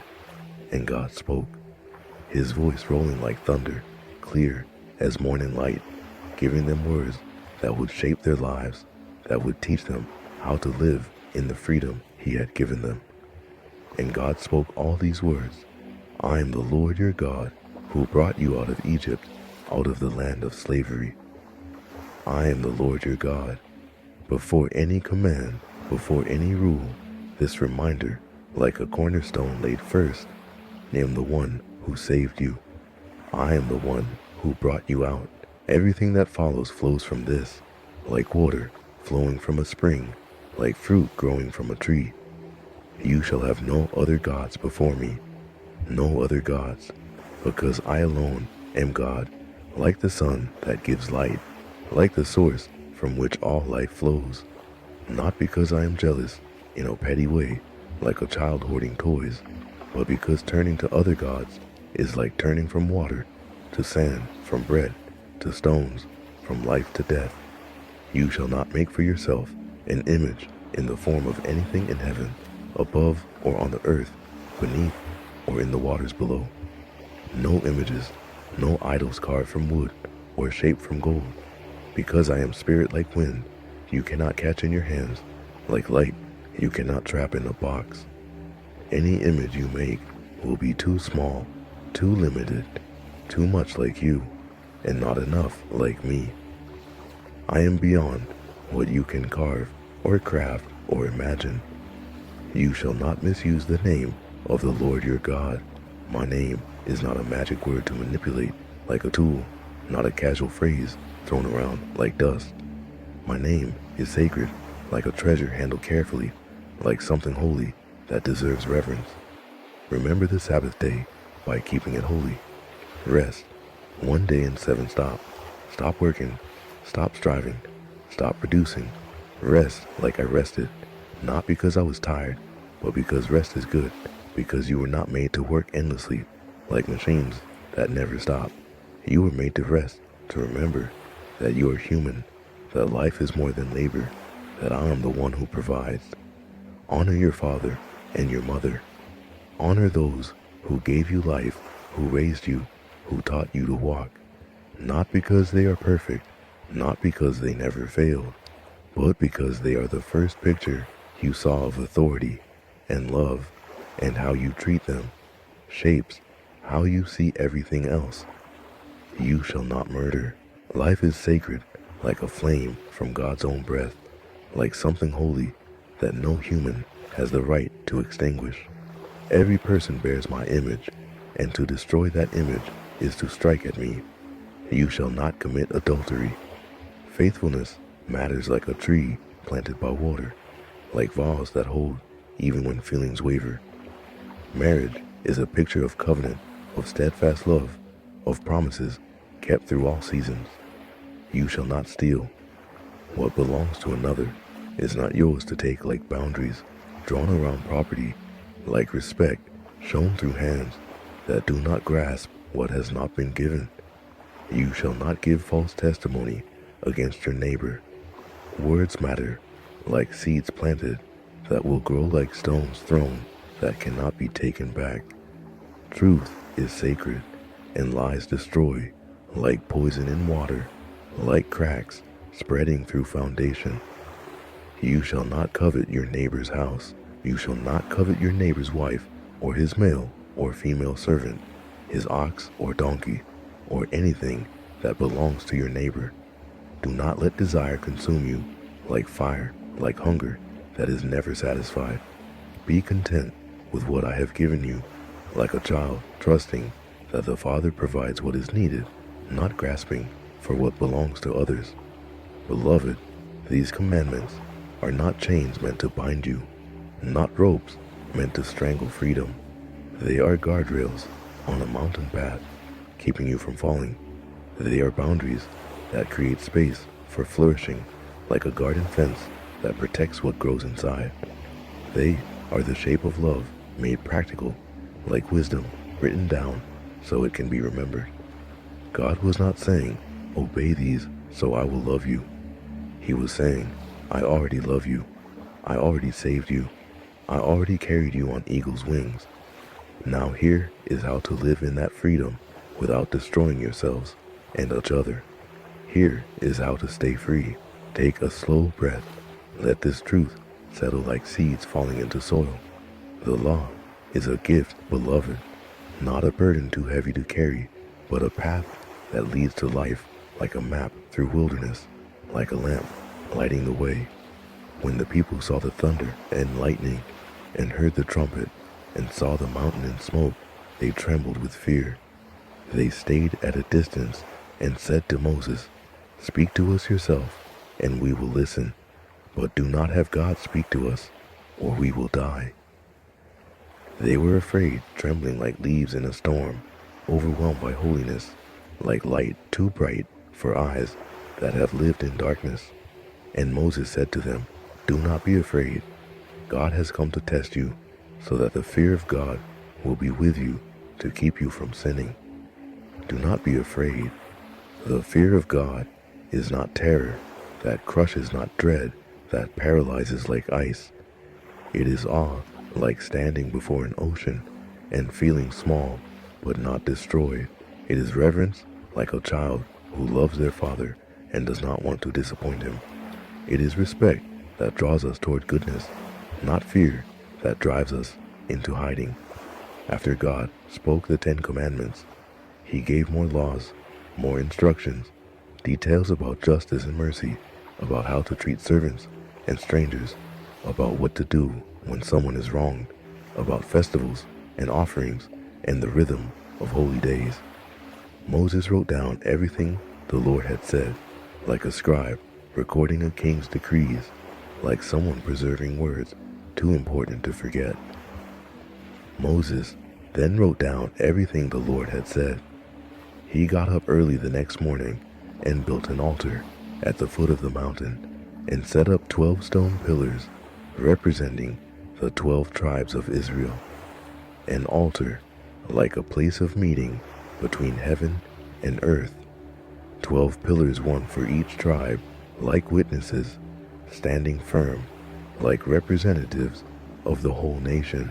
Then he sent young Israelite men to offer burnt offerings and sacrifice young bulls as fellowship offerings to the Lord. Blood was shed, like life, poured out like the cost of covenant made visible. Moses took half of the blood and put it in bowls, and the other half he splashed against the altar. Half the blood on the altar representing God, half kept in bowls for the people. The covenant would bind them together, like two parties making a solemn vow, like a marriage where two become one. Then he took the book of the covenant and read it to the people. They responded, "We will do everything the Lord has said. We will obey. We will do everything. We will obey." The promise spoken with full hearts, like a bride saying, "I'll do," like warriors pledging loyalty to their king. They meant it, beloved. In that moment, they truly meant it, even though they did not yet know how hard it would be to keep, how quickly they would fail, how much they would need grace. Moses then took the blood, sprinkled it on the people, and said, "This is the blood of the covenant that the Lord has made with you, in accordance with all these words." The blood sprinkled on the people, marking them, sealing them, binding them to God, and God to them, like an unbreakable bond. Blood of the covenant, like a signature written in red, like a promise made permanent. This was not just words spoken into air. This was covenant solid as stone, binding as an oath, sealed with blood that cost something. Moses and Aaron, Nadab and Abihu, and the 70 elders of Israel went up and saw the God of Israel. Under his feet was something like a pavement made of lapis lazuli, as bright blue as the sky. But God did not raise his hand against these leaders of the Israelites. They saw God, and they ate and drank. They saw God, not fully, not face to face, like looking directly at the sun, but they saw something enough to know they were in the presence of the Holy One, and they ate and drank like a covenant meal, like friends, sharing food like family, gathered around a table. God did not destroy them for drawing near. He welcomed them like a host receiving guests, like a father inviting his children to sit at his table. The Lord said to Moses, "Come up to me on the mountain and stay here, and I will give you the tablets of stone with the law and commandments I have written for their instruction." So Moses went up. The cloud covered the mountain for 6 days, thick as wool glowing, with the glory of the Lord, like fire burning inside. And on the seventh day, God called to Moses from within the cloud. Moses entered the cloud as he went on up the mountain, and he stayed on the mountain 40 days and 40 nights. 40 days and 40 nights alone with God, surrounded by cloud and fire, receiving instructions, listening to the voice of the Almighty. Like a student, sitting at the feet of a master, the people waited below the mountain, glowing above them, like a beacon, like a promise still being written. Take a deep breath now, beloved. Let your heart settle like dust falling after wind passes. The covenant at Sinai was not about earning God's love through perfect obedience, not about proving themselves worthy through flawless performance. It was about God saying, "You are mine, and I am yours. I saved you. I chose you. Now here's how to live as my people, how to reflect my character, how to be a light to the nations around you." The law was never meant to be a ladder to climb to reach God, like trying to earn what cannot be earned. It was a gift given to those already saved, like instructions for how to flourish in freedom, like a father teaching his children how to walk safely through a dangerous world. And the blood, beloved, the blood sprinkled on the altar and on the people, was pointing forward to something greater, to another covenant sealed with better blood, the blood of the Lamb of God, who would take away the sins of the world. The blood that would not just cover sin for a year, but wash it away forever, like stains lifted, like burdens removed, like chains broken completely. If you feel tonight like you cannot keep all the commands, like you fail more than you succeed, like the law reveals your weakness more than your strength, hear this: that is exactly what it was meant to do. Not to crush you, but to show you your need. Not to drive you away from God, but to drive you toward grace. Not to prove you are hopeless, but to prepare your heart to receive the one who would fulfill every law perfectly on your behalf, like a substitute standing in your place, like a champion fighting your battles. Rest in this tonight, beloved. You do not have to be perfect. You do not have to obey flawlessly. You do not have to earn God's love by keeping every rule. You are already loved, already chosen, already carried on eagle's wings. The law is not your enemy. It is your guide, pointing you toward life, teaching you the shape of love, showing you what flourishing looks like when you walk in God's ways. And when you fail, as you will, as we all do, the blood of the covenant still speaks, like a voice that never stops interceding. Not the blood of bulls and goats, which could never truly cleanse, but the blood of Jesus, which washes white as snow, which covers every sin, which seals you forever as God's treasured possession. Sleep well, dear one. You are held by a covenant you did not make, but were invited into.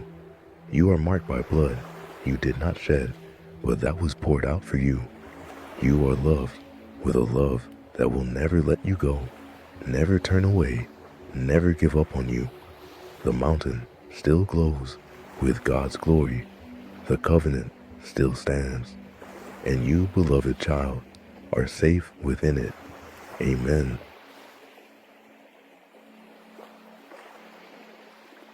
Moses was on the mountain for 40 days and 40 nights, surrounded by the glory of God, like being wrapped in light, like standing inside a cloud that glows with fire. And during those long days, God did not only give Moses the law carved on tablets of stone, he gave him something even more intimate, something that reveals the deepest desire of God's heart. Then the Lord said to Moses, "Tell the Israelites to bring me an offering. You are to receive the offering for me from everyone whose heart prompts them to give.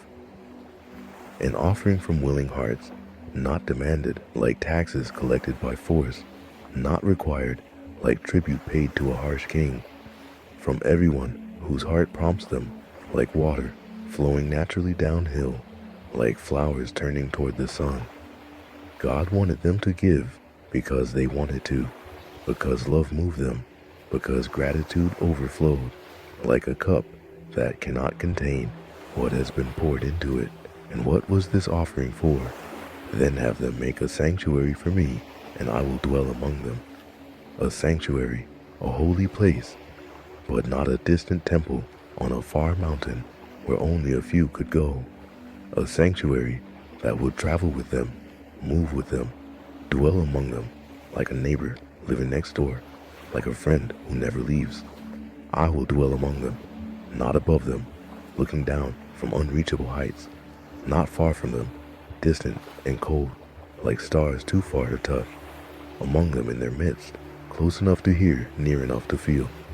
Beloved, pause here, and let this sink in like rain, soaking into dry ground.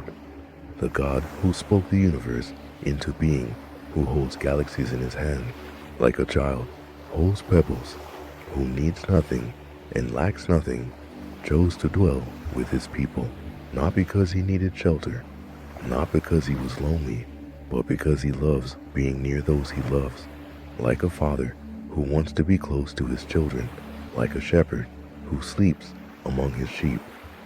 God gave Moses detailed instructions, every measurement and material specified, like a blueprint drawn with infinite care. The tabernacle would have a framework of acacia wood overlaid with gold, shining like sunrise, strong like trees that grow in harsh places. Curtains of finely twisted linen in blue, purple, and scarlet colors, rich as royalty, beautiful as sunset, reflected in still water. Cherubim woven into the fabric, like angels watching, like heaven touching earth. Inside would be the Ark of the Covenant, a chest of acacia wood, overlaid with pure gold, containing the tablets of the law, a golden jar of manna, and Aaron's staff that budded. On top of the ark, the mercy seat, pure gold, with two cherubim facing each other, their wings spread upward, like shelter, like protection, like arms open wide. There above the cover, between the two cherubim that are over the ark of the covenant law, I will meet with you and give you all my commands for the Israelites. I will meet with you, not in some distant realm beyond reach, not in a place you must earn access to through endless rituals and perfect performance. Here in this tent that will travel with you through the wilderness, I will meet with you, between the cherubim above the mercy seat, where law and grace converge like two rivers, meeting where justice and mercy kiss, like lovers reuniting. God described the table for the bread of the presence, the lampstand of pure gold, with 7 lamps, like stars brought down to earth, the altar of incense, where sweet smoke would rise, like prayers ascending. Every detail mattered, like a love letter, written with care, like a home prepared for someone cherished. Then the Lord said to Moses, "See, I have chosen Bezalel, son of Uri, the son of Hur, of the tribe of Judah, and I have filled him with the Spirit of God, with wisdom, with understanding, with knowledge, and with all kinds of skills." God chose craftsmen and filled them with his Spirit, not just for prophecy or miracles, but for making beautiful things, for working with gold and silver, for cutting stones and carving wood. Beauty matters to God, like a father who delights in his child's artwork, like someone who finds joy in creating things lovely and well made. He gave them the ability and the desire to make something beautiful for him, not because he needs it, but because beauty reflects his nature, because loveliness points to him, like a signpost pointing home. Take a slow breath, beloved. The tabernacle was not about rules and rituals that distance us from God. It was about proximity, about closeness, about God saying, "I want to be near you. I want to walk with you. I want my home to be in your midst, so that every day when you wake and every night when you sleep, you will see my dwelling place and remember, I am here. I have not left you. I am among you." This is still God's desire, dear one, not to be far from you watching from a distance with gold eyes, but to dwell with you, to make his home in your heart, to be as close as your own breath, as constant as your heartbeat. He has always wanted to be near. The tabernacle was just one way.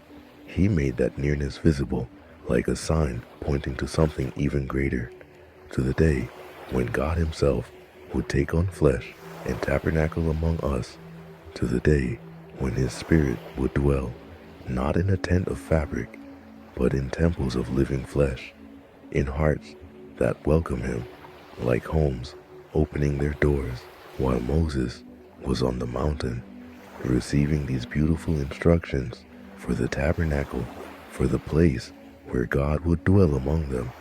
Something was happening below that would break the heart of heaven. When the people saw that Moses was so long in coming down from the mountain, they gathered around Aaron and said, "Come make us gods who will go before us. As for this fellow Moses, who brought us up out of Egypt, we don't know what has happened to him." Moses was so long in coming down. 40 days can feel like forever when you are waiting, like watching for dawn that will not come, like listening for footsteps that do not arrive. The people grew restless, like children whose father has been gone too long, like sheep whose shepherd has disappeared from sight. And in their restlessness, in their fear of the silence, they did something tragic. They did not turn to prayer, like crying out to the God who had parted the sea, who had fed them with manna, who had brought water from rock. They turned to idols, like reaching for shadows when the sun is just behind the clouds, like drinking salt water when fresh water is nearby but unseen. Aaron answered them, "Take off the gold earrings that your wives, your sons, and your daughters are wearing, and bring them to me." So all the people took off their earrings and brought them to Aaron. He took what they handed him and made it into an idol, cast in the shape of a calf, fashioning it with a tool. Then they said, "These are your gods, Israel, who brought you up out of Egypt." A golden calf, shaped with human hands, formed from the very gold the Egyptians had given them. The plunder of their deliverance turned into an idol. "These are your gods," they said, as if a statue could hear, as if metal could save, as if something they made could be greater than the one who made them. Beloved, before we judge them too harshly, like pointing fingers at their foolishness, we must recognize ourselves in their story. How often do we grow impatient with God's timing, anxious when he seems silent, restless when he asks us to wait? How often do we create our own God, substitutes for his presence, things we can see and touch and control, because trusting the invisible feels too hard, like stepping into fog without knowing what lies ahead. We make idols, not just of gold and silver, but of success and security, of comfort and control, of anything that promises to fill the ache that only God can fill. We grow tired of waiting, so we fashion gods who will answer immediately, who will dance to our demands, who will not ask us to trust when we cannot see. When Aaron saw this, he built an altar in front of the calf and announced, "Tomorrow there will be a festival to the Lord." So the next day, the people rose early and sacrificed burnt offerings and presented fellowship offerings. Afterward, they sat down to eat and drink and got up to indulge in revelry. They called it a festival to the Lord, mixing worship of God with worship of the idol, like trying to blend light and darkness, like pouring poison into pure water and calling it safe to drink. They thought they could have both, keep God's name while bowing to something else. But divided loyalty is no loyalty at all, like a heart split in two that cannot beat properly. Up on the mountain, God spoke to Moses. Then the Lord said to Moses, "Go down, because your people, whom you brought up out of Egypt, have become corrupt. They have been quick to turn away from what I commanded them, and have made themselves an idol cast in the shape of a calf." Your people, God said, as if distancing himself from them in his grief, like a father whose heart is breaking over a child who has chosen destruction. They have been quick to turn away, like forgetting a promise before the words have finished echoing, like a bride turning to another lover before the wedding vows have grown cold. I have seen these people, the Lord said to Moses, and they are a stiff-necked people. Now leave me alone, so that my anger may burn against them, and that I may destroy them. Then I will make you into a great nation. Leave me alone. Let me be angry. Let me start over with you, Moses. But Moses, dear Moses, did something beautiful, something that shows us the heart of intercession, the power of standing in the gap, the love that pleads for mercy when judgment is deserved. But Moses sought the favor of the Lord his God. Lord, he said, why should your anger burn against your people, whom you brought out of Egypt with great power and a mighty hand? Your people, Moses said, reflecting the words back, reminding God of his own claim on them. You brought them out, you saved them. You called them yours. Remember your servants, Abraham, Isaac, and Israel, to whom you swore by your own self, I will make your descendants as numerous as the stars in the sky, and I will give your descendants all this land I promised them. Remember your promises. Remember your covenant. Remember who you are, not just who they have become. And God, whose heart is always ready to show mercy, always eager to forgive, always looking for reasons to spare rather than destroy, relented. Then the Lord relented and did not bring on his people the disaster he had threatened. Moses came down the mountain carrying the 2 tablets of stone inscribed by the finger of God, the law written by divine hand. But when he saw the calf and the dancing, his anger burned like Moses, feeling just a fraction of God's grief. Moses' anger burned, and he threw the tablets out of his hands, breaking them to pieces at the foot of the mountain. The law broken, like the covenant already shattered, like tablets of stone reflecting hearts of stone that would not obey. Moses took the calf they had made and burned it, ground it to powder, scattered it on the water, and made the Israelites drink it like swallowing the bitterness of their own sin, like tasting the ash of what they had worshipped. Beloved, we rebel, not because we are evil monsters, but because we are anxious children, scared when the Father seems far away. We create idols, not out of malice, but out of fear, grasping for something tangible when trust feels impossible. But here is what we must remember, what the Israelites learned, that terrible day idols cannot save us. The things we create with our own hands, the gods we fashion to our own liking, they are powerless, empty, worthless, as ash mixed with water. Take a slow breath. If you have been holding on to something in place of God, some substitute comfort, some counterfeit security, some golden calf you have been bowing to in his absence, it is not too late to let it go. God's anger burns, not because he is petty, but because he loves you too much to watch you destroy yourself with substitutes. His jealousy is not like human jealousy, small and selfish.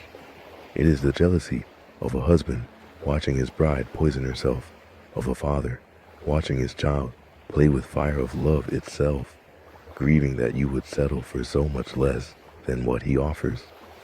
The golden calf had been destroyed, ground to powder, and scattered. The people stood in shame, like children caught in betrayal, like those who know they have broken something precious. And God spoke to Moses, his words heavy with sorrow, like a father deciding what to do with the children who have wounded him deeply. Then the Lord said to Moses, leave this place, you and the people you brought up out of Egypt, and go up to the land I promised on oath to Abraham, Isaac, and Jacob. I will send an angel before you, but I will not go with you, because you are a stiff-necked people, and I might destroy you on the way. I will not go with you. The promise of the land remained, the inheritance still stood, but God's presence, his nearness. The thing that mattered most would be withdrawn, like light fading, like warmth departing. An angel would guide them, but not God himself, like receiving directions to home, but not the Father's embrace, like having a map, but not the companion. When the people heard these distressing words, they began to mourn, and no one put on any ornaments. They mourned, not because they would not reach the promised land, but because God would not walk with them, because his presence would be removed like the sun setting and not rising again. They finally understood what mattered most, like someone losing their sight and realizing how much they took it for granted, like a child separated from their parent and feeling the ache of absence. Moses pitched a tent outside the camp far off and called it the tent of meeting. And whenever Moses went out to the tent, all the people rose and stood at the entrances to their tents, watching Moses until he entered the tent. They watched him go, like people watching someone intercede on their behalf, like patients waiting while the doctor examines test results. As Moses went into the tent, the pillar of cloud would come down and stay at the entrance while the Lord spoke with Moses. The Lord spoke with Moses face to face as one speaks to a friend, like two people sitting across from each other over a table, like companions who trust each other completely. And Moses, in that intimacy, said something that shows us what true prayer looks like, what it means to plead for what matters most. Moses said to the Lord, "You have been telling me, lead these people, but you have not let me know whom you will send with me. If you are pleased with me, teach me your ways, so I may know you and continue to find favor with you. Remember that this nation is your people. Teach me your ways, not just tell me what to do, but show me who you are," like asking to understand someone's heart, not just their instructions. "So I may know you, not just know about you, but know you like a friend knows a friend, like a child knows a father." The Lord replied, "My presence will go with you, and I will give you rest." My presence will go with you, not an angel, not a substitute, but me myself, like the promise restored, like the sun rising again after the darkest night. And I will give you rest, not just physical rest, but soul rest, deep rest, the kind that comes from knowing you are not alone, that you are accompanied, that you are held. But Moses was not satisfied yet, like someone making sure the promise is secure, like a child needing to hear again that the parent will not leave. Then Moses said to him, "If your presence does not go with us, do not send us up from here. If your presence does not go with us, then we will not go. The promised land means nothing without you. Success means nothing without your nearness. Achievement means nothing if we walk there alone. What would distinguish us from any other people if not your presence with us, like a lamp without light, like a body without breath, like a journey without companion? We do not want blessing without you." Beloved, do you hear the wisdom in Moses' prayer? He was not asking for easier circumstances or immediate solutions or removal of all obstacles. He was asking for the one thing that mattered most, God's presence. Because if God is with us, we can face anything, like a child facing darkness while holding a parent's hand, like a traveler facing storms while sheltered in a strong house. But without him, even the promised land becomes a wasteland. Even success becomes ashes. Even freedom becomes another kind of slavery. And the Lord said to Moses, "I will do the very thing you have asked, because I am pleased with you, and I know you by name.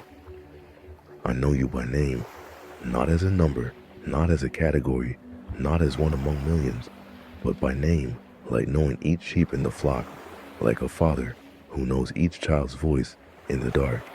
And because I know you, because you have found favor with me, I will do what you ask. My presence will go with you." Then Moses made one more request, perhaps the boldest of all. Then Moses said, "Now show me your glory. Show me your glory. Let me see you as you truly are. Let me glimpse what is beyond the veil, beyond the cloud, beyond what human eyes can usually see." And God, in his grace, agreed, but with a caution, born of love like a father, protecting a child from looking directly at the sun. And the Lord said, "I will cause all my goodness to pass in front of you, and I will proclaim my name the Lord in your presence. I will have mercy on whom I will have mercy, and I will have compassion on whom I will have compassion." But he said, "You cannot see my face, for no one may see me and live. You cannot see my face and live, not because I am angry, but because my glory is too bright, too overwhelming, like staring at lightning, like standing too close to fire. But I will show you my goodness, my mercy, my compassion, the parts of me that will heal you rather than consume you." God placed Moses in a cleft in the rock and covered him with his hand, like a parent shielding a child from something too powerful. Then he passed by, and Moses heard the name, the character, the heart of God proclaimed, like thunder, like a song that shapes the universe. And he passed in front of Moses, proclaiming, the Lord, the compassionate and gracious God, slow to anger, abounding in love and faithfulness, maintaining love to thousands, and forgiving wickedness, rebellion, and sin. Compassionate, gracious, slow to anger, abounding in love and faithfulness, forgiving wickedness, rebellion, and sin. This is who God is, beloved, not a harsh judge, eager to punish, not a distant deity, unmoved by our struggles, but a Father whose heart overflows with compassion, like springs that never run dry, whose patience outlasts our failures, like the ocean outlasts every wave. Moses bowed to the ground at once and worshipped like the only possible response to such goodness, like a heart overwhelmed by grace. "Lord, if I have found favor in your eyes," he said, "then let the Lord go with us. Although this is a stiff-necked people, forgive our wickedness and our sin, and take us as your inheritance. Forgive us and take us as your inheritance, not because we deserve it, but because you are merciful, not because we have been faithful, but because you are faithful. Take us broken and rebellious as we are, and make us yours." Then the Lord said, "I am making a covenant with you." The covenant renewed, like marriage vows, spoken again, after betrayal, like a father taking back a prodigal child, like grace poured out where judgment was deserved. God carved new tablets of stone to replace the ones Moses had broken, writing the law again, like a second chance given, like a fresh start offered. Take a deep breath now, beloved. Let your heart rest in this beautiful truth. When we fail, when we rebel, when we turn to our golden calves and break the covenant, God does not simply abandon us. He grieves, yes. His heart breaks, yes. But he is always ready to forgive, to restore, to renew the covenant, to carve new tablets when the old ones are shattered. Moses interceded for the people standing between them, and judgment pleading for mercy when destruction was deserved. And beloved, we have an even greater intercessor, one who stands before the Father on our behalf, whose blood speaks better than the blood of bulls and goats, whose righteousness covers our rebellion, whose perfection compensates for our failure. If you have broken the covenant, if you have bowed to idols, if you have turned away in fear or impatience or doubt, hear this, it is not too late. God's presence can be restored. His mercy still flows, like rivers that never run dry. His compassion still burns like fire that never goes out. Come back, like Moses coming down from the mountain with new tablets. Come back and find that grace was waiting all along, patient as the dawn, faithful as the tide. Rest tonight in the promise that God's presence goes with you, not because you are perfect, but because he is faithful, not because you have not failed, but because he is merciful. His face shines upon you, beloved, not because you earned it, but because that is who he is, compassionate, gracious, slow to anger, abounding in love. You are his inheritance. He has taken you as his own, and nothing can separate you from the love that intercedes, that forgives, that renews the covenant again and again and again.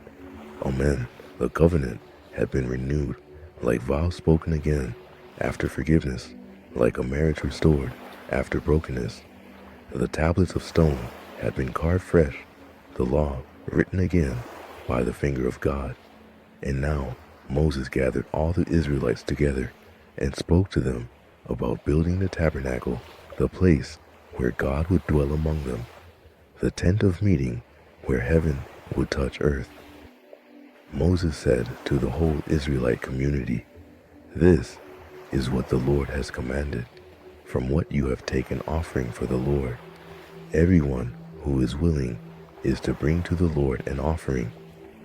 Everyone who is willing, not demanded like tribute forced from conquered people, not required like taxes collected without choice, but willing like water flowing naturally from a spring, like flowers open into sunlight, like hearts that give because they want to, because love moves them, because gratitude overflows."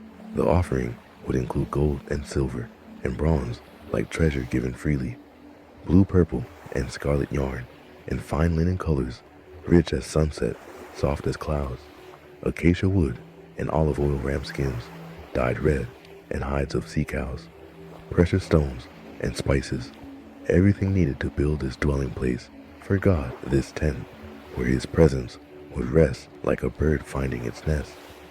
Then Moses said to the Israelites, "See, the Lord has chosen Bezalel, and he has filled him with the Spirit of God, with wisdom, with understanding, with knowledge, and with all kinds of skills to make artistic designs." God filled craftsmen with his Spirit, not just for prophecy, but for making beautiful things, for working with gold and cutting stones and weaving fabric into glory, because beauty matters to God, like a father delighting in his child's artwork, like someone who finds joy in creating lovely things. Then the whole Israelite community withdrew from Moses' presence, and everyone who was willing and whose heart moved them came and brought an offering to the Lord for the work on the tent of meeting. Everyone whose heart moved them, like tide responding to the moon, like trees bending toward light. They came bringing their gold earrings, their brooches and rings, all their gold jewelry, like people who had learned that what they hold loosely, God can use, that what they release with open hands becomes something greater than they could have made alone. The women came spinning yarn, with their hands bringing blue, purple, and scarlet yarn, and fine linen, like weaving prayers into thread, like making beauty from simple fibers. The leaders brought onyx stones and spices and oil, their contributions piling up like rain filling a cistern, like gifts multiplying beyond measure. And they kept on bringing free will offerings morning after morning, morning after morning, like manna falling, like mercy renewed with each sunrise. So much came that the skilled workers had to speak to Moses. "The people are bringing more than enough for doing the work the Lord commanded to be done. More than enough." Can you imagine beloved hearts so moved by grace that they gave beyond what was needed, like love that overflows, like generosity that cannot be contained? And Moses had to give an order. Then Moses gave an order, and they sent this word throughout the camp: no man or woman is to make anything else as an offering for the sanctuary. And so the people were restrained from bringing more, because what they had already brought was more than enough to do all the work. They had to be stopped from giving like a fountain that would not stop flowing, like hearts healed by mercy, learning to give mercy away. This is what happens, beloved, when people understand what they have been given, when they remember they were slaves and are now free, when they know they deserve judgment but received grace. The heart that has been forgiven much loves much, like rain falling on ground that was parched, like light breaking into rooms that were dark. Take a slow breath. If you have been holding tightly to what you have afraid to give, afraid to release, afraid that there will not be enough, remember the Israelites at the foot of Sinai. They gave willingly, not from obligation, like heavy stones carried uphill, but from hearts moved by love, from hands opened by gratitude. And there was more than enough. There always is, when God is the one asking, when grace is the one moving, when love is the one giving. The work began like dawn breaking after long night, like seeds planted after winter. The skilled craftsmen came together, their hands ready, their hearts willing, their abilities given by God, like tools placed in capable hands. All those who were skilled among the workers made the tabernacle with 10 curtains of finely twisted linen and blue, purple, and scarlet yarn with cherubim woven into them by expert hands. Every curtain measured exactly as God had said, like following a pattern given from heaven, like building according to a design that came from beyond human imagination. The frames were made of acacia wood overlaid with gold, standing upright like pillars, holding up the sky like strength wrapped in beauty. The crossbars were made to hold the frames together, like bones connecting a body, like unity woven into structure. They made the curtain of blue, purple, and scarlet yarn, and finely twisted linen with cherubim worked into it, separating the holy place from the most holy place, like a veil between earth and heaven, like a thin barrier between the common and the sacred. Bezalel made the Ark of the Covenant Law, the chest of acacia wood, overlaid with pure gold inside and out, like a treasure box, holding what was most precious, the tablets of the law, the words God had spoken, the covenant written in stone.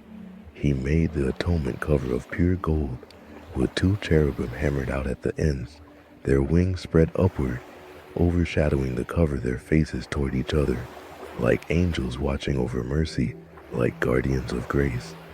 The table was made for the bread of the presence, crafted with gold, like a table set for honored guests. The lampstand was made of pure gold, hammered out with its base and shaft, its flower-like cups, buds and blossoms, like a tree made of light, like beauty crafted from metal. They made the altar of incense out of acacia wood. They overlaid the top and all the sides and the horns with pure gold. Every piece was made exactly as the Lord commanded Moses, like musicians playing the notes, as written like artists following the vision given.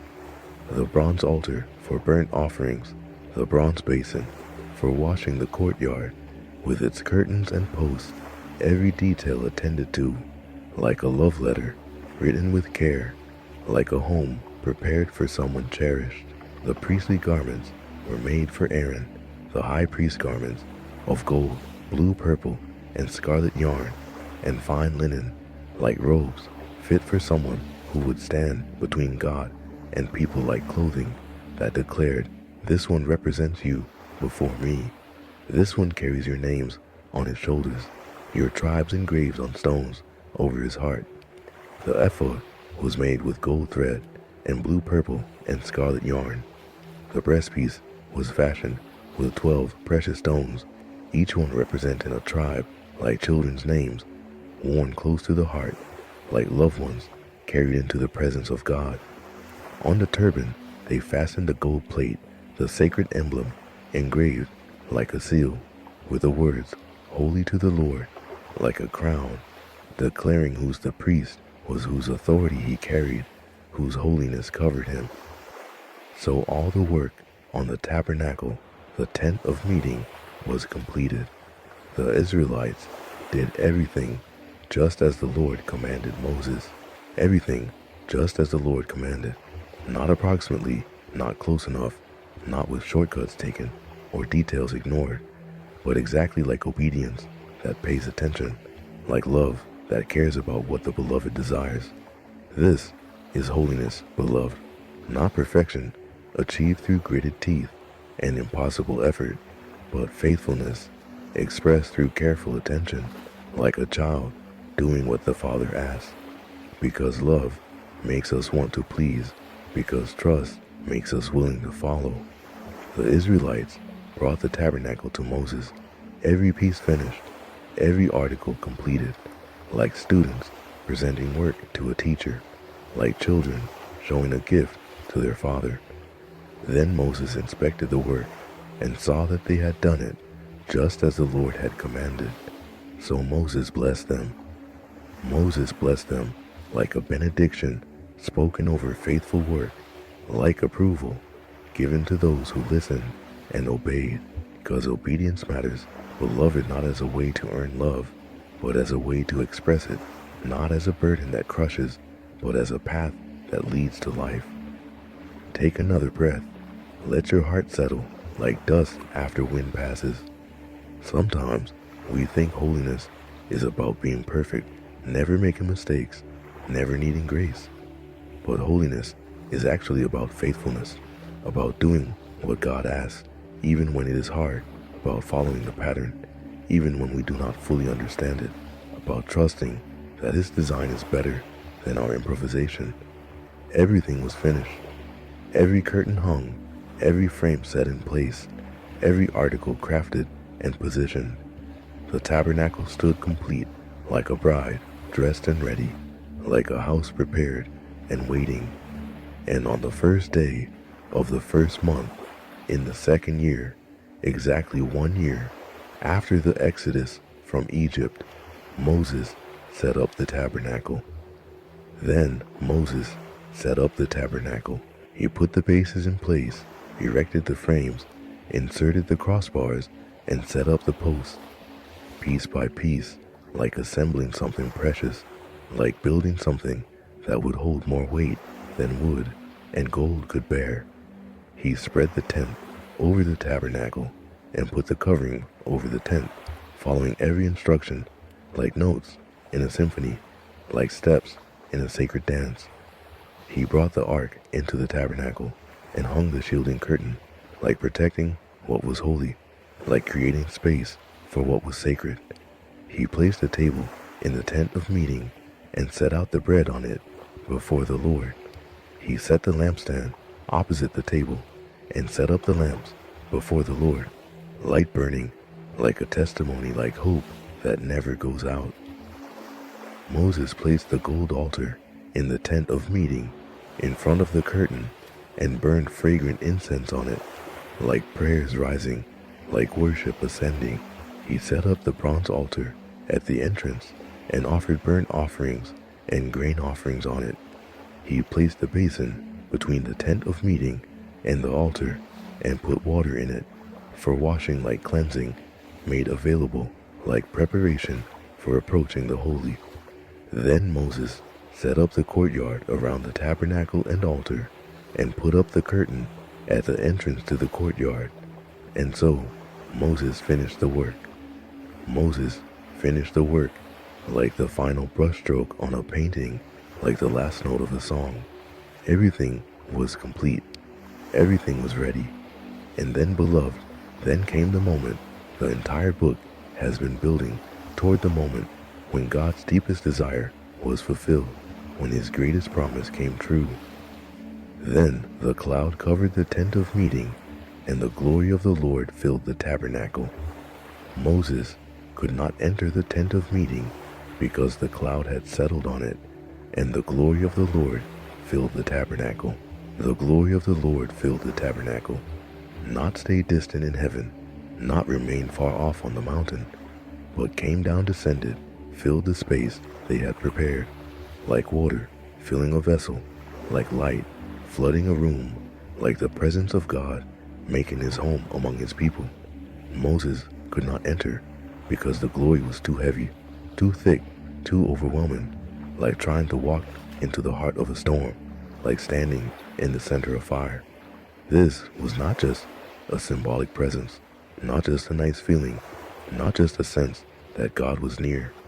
This was the actual, tangible, visible, weighty presence of the living God, taking up residence in the tent his people had built for him, making his dwelling among those he loved. In all the travels of the Israelites, whenever the cloud lifted from above the tabernacle, they would set out. But if the cloud did not lift, they did not set out until the day it lifted. So the cloud of the Lord was over the tabernacle by day, and fire was in a cloud by night, in the sight of all the Israelites during all their travels. The cloud by day, like shade from burning sun, like cool comfort in desert heat. The fire by night, like warmth when cold descends, like light when darkness falls. Always visible, always present, always guiding, like a shepherd, leading sheep, like a father, walking ahead to show the way. When the cloud lifted, they moved, like following where God led, like trusting his timing. When the cloud stayed, they stayed, like learning to wait, like understanding that sometimes God's will is to remain still, not rushing ahead of him, not lagging behind, but moving when he moves, resting when he rests, always watching for his presence, always following where he leads. Beloved, this is how the book of Exodus ends, not with the people finally arriving in the promised land, not with every problem solved, every enemy defeated, every question answered, but with God dwelling among them, his presence filling the tabernacle, his glory visible day and night, his nearness, the greatest blessing, the truest promise, the deepest fulfillment. From the house of slavery in Egypt to the tent of meeting in the wilderness, from crying out under oppression to worshiping in God's presence, from being property of Pharaoh to being the treasured possession of the Lord. The journey was not over. The wilderness still stretched ahead like an ocean of sand. The promised land still waited beyond the horizon. But they had what mattered most, God with them, among them, leading them, never leaving them. Take a final deep breath tonight, dear one. Let this truth sink into your soul like rain soaking into dry ground. God's greatest desire is not to give you things or fix all your problems or make your life comfortable and easy. His greatest desire is to dwell with you, to be near you, to make his home in your heart like the glory filling the tabernacle. The tabernacle was pointing forward to something even greater, like a shadow cast by something solid, like a whisper promising a shout. One day, God would not just dwell in a tent, but would take on flesh and tabernacle among us, walking dusty roads, touching broken bodies, speaking words of life. One day, he would not just visit his people, but would send his spirit to live inside them, making every believing heart a temple, every surrendered life a dwelling place for glory. And one day, when all things are made new, when heaven comes down to earth like a bride adorned for her husband, God will dwell with his people forever. No more temple needed, because he himself will be the temple. No more sun needed, because his glory will be the light. And we will see his face like Moses longed to see, like the priest glimpsed through the veil. We will see him, fully know him, completely dwell with him eternally. Until that day comes, beloved, he is with you now, not in a tent in the wilderness, but in your heart, if you have welcomed him in your life, if you have surrendered to him. The same cloud that led Israel leads you like guidance that never fails. The same fire that warmed them warms you like presence that never leaves. The same God who said, I will dwell among them, says to you tonight, I am with you. I will never leave you. I will never forsake you. Rest in that dear one. Rest like the Israelites rested when the cloud settled, knowing that God was near, that he was leading, that he would not abandon them. Your journey is not over. The wilderness may still stretch ahead, but you are not walking it alone. God is with you, like the cloud by day, like the fire by night, faithful in every season, present in every moment, leading you home.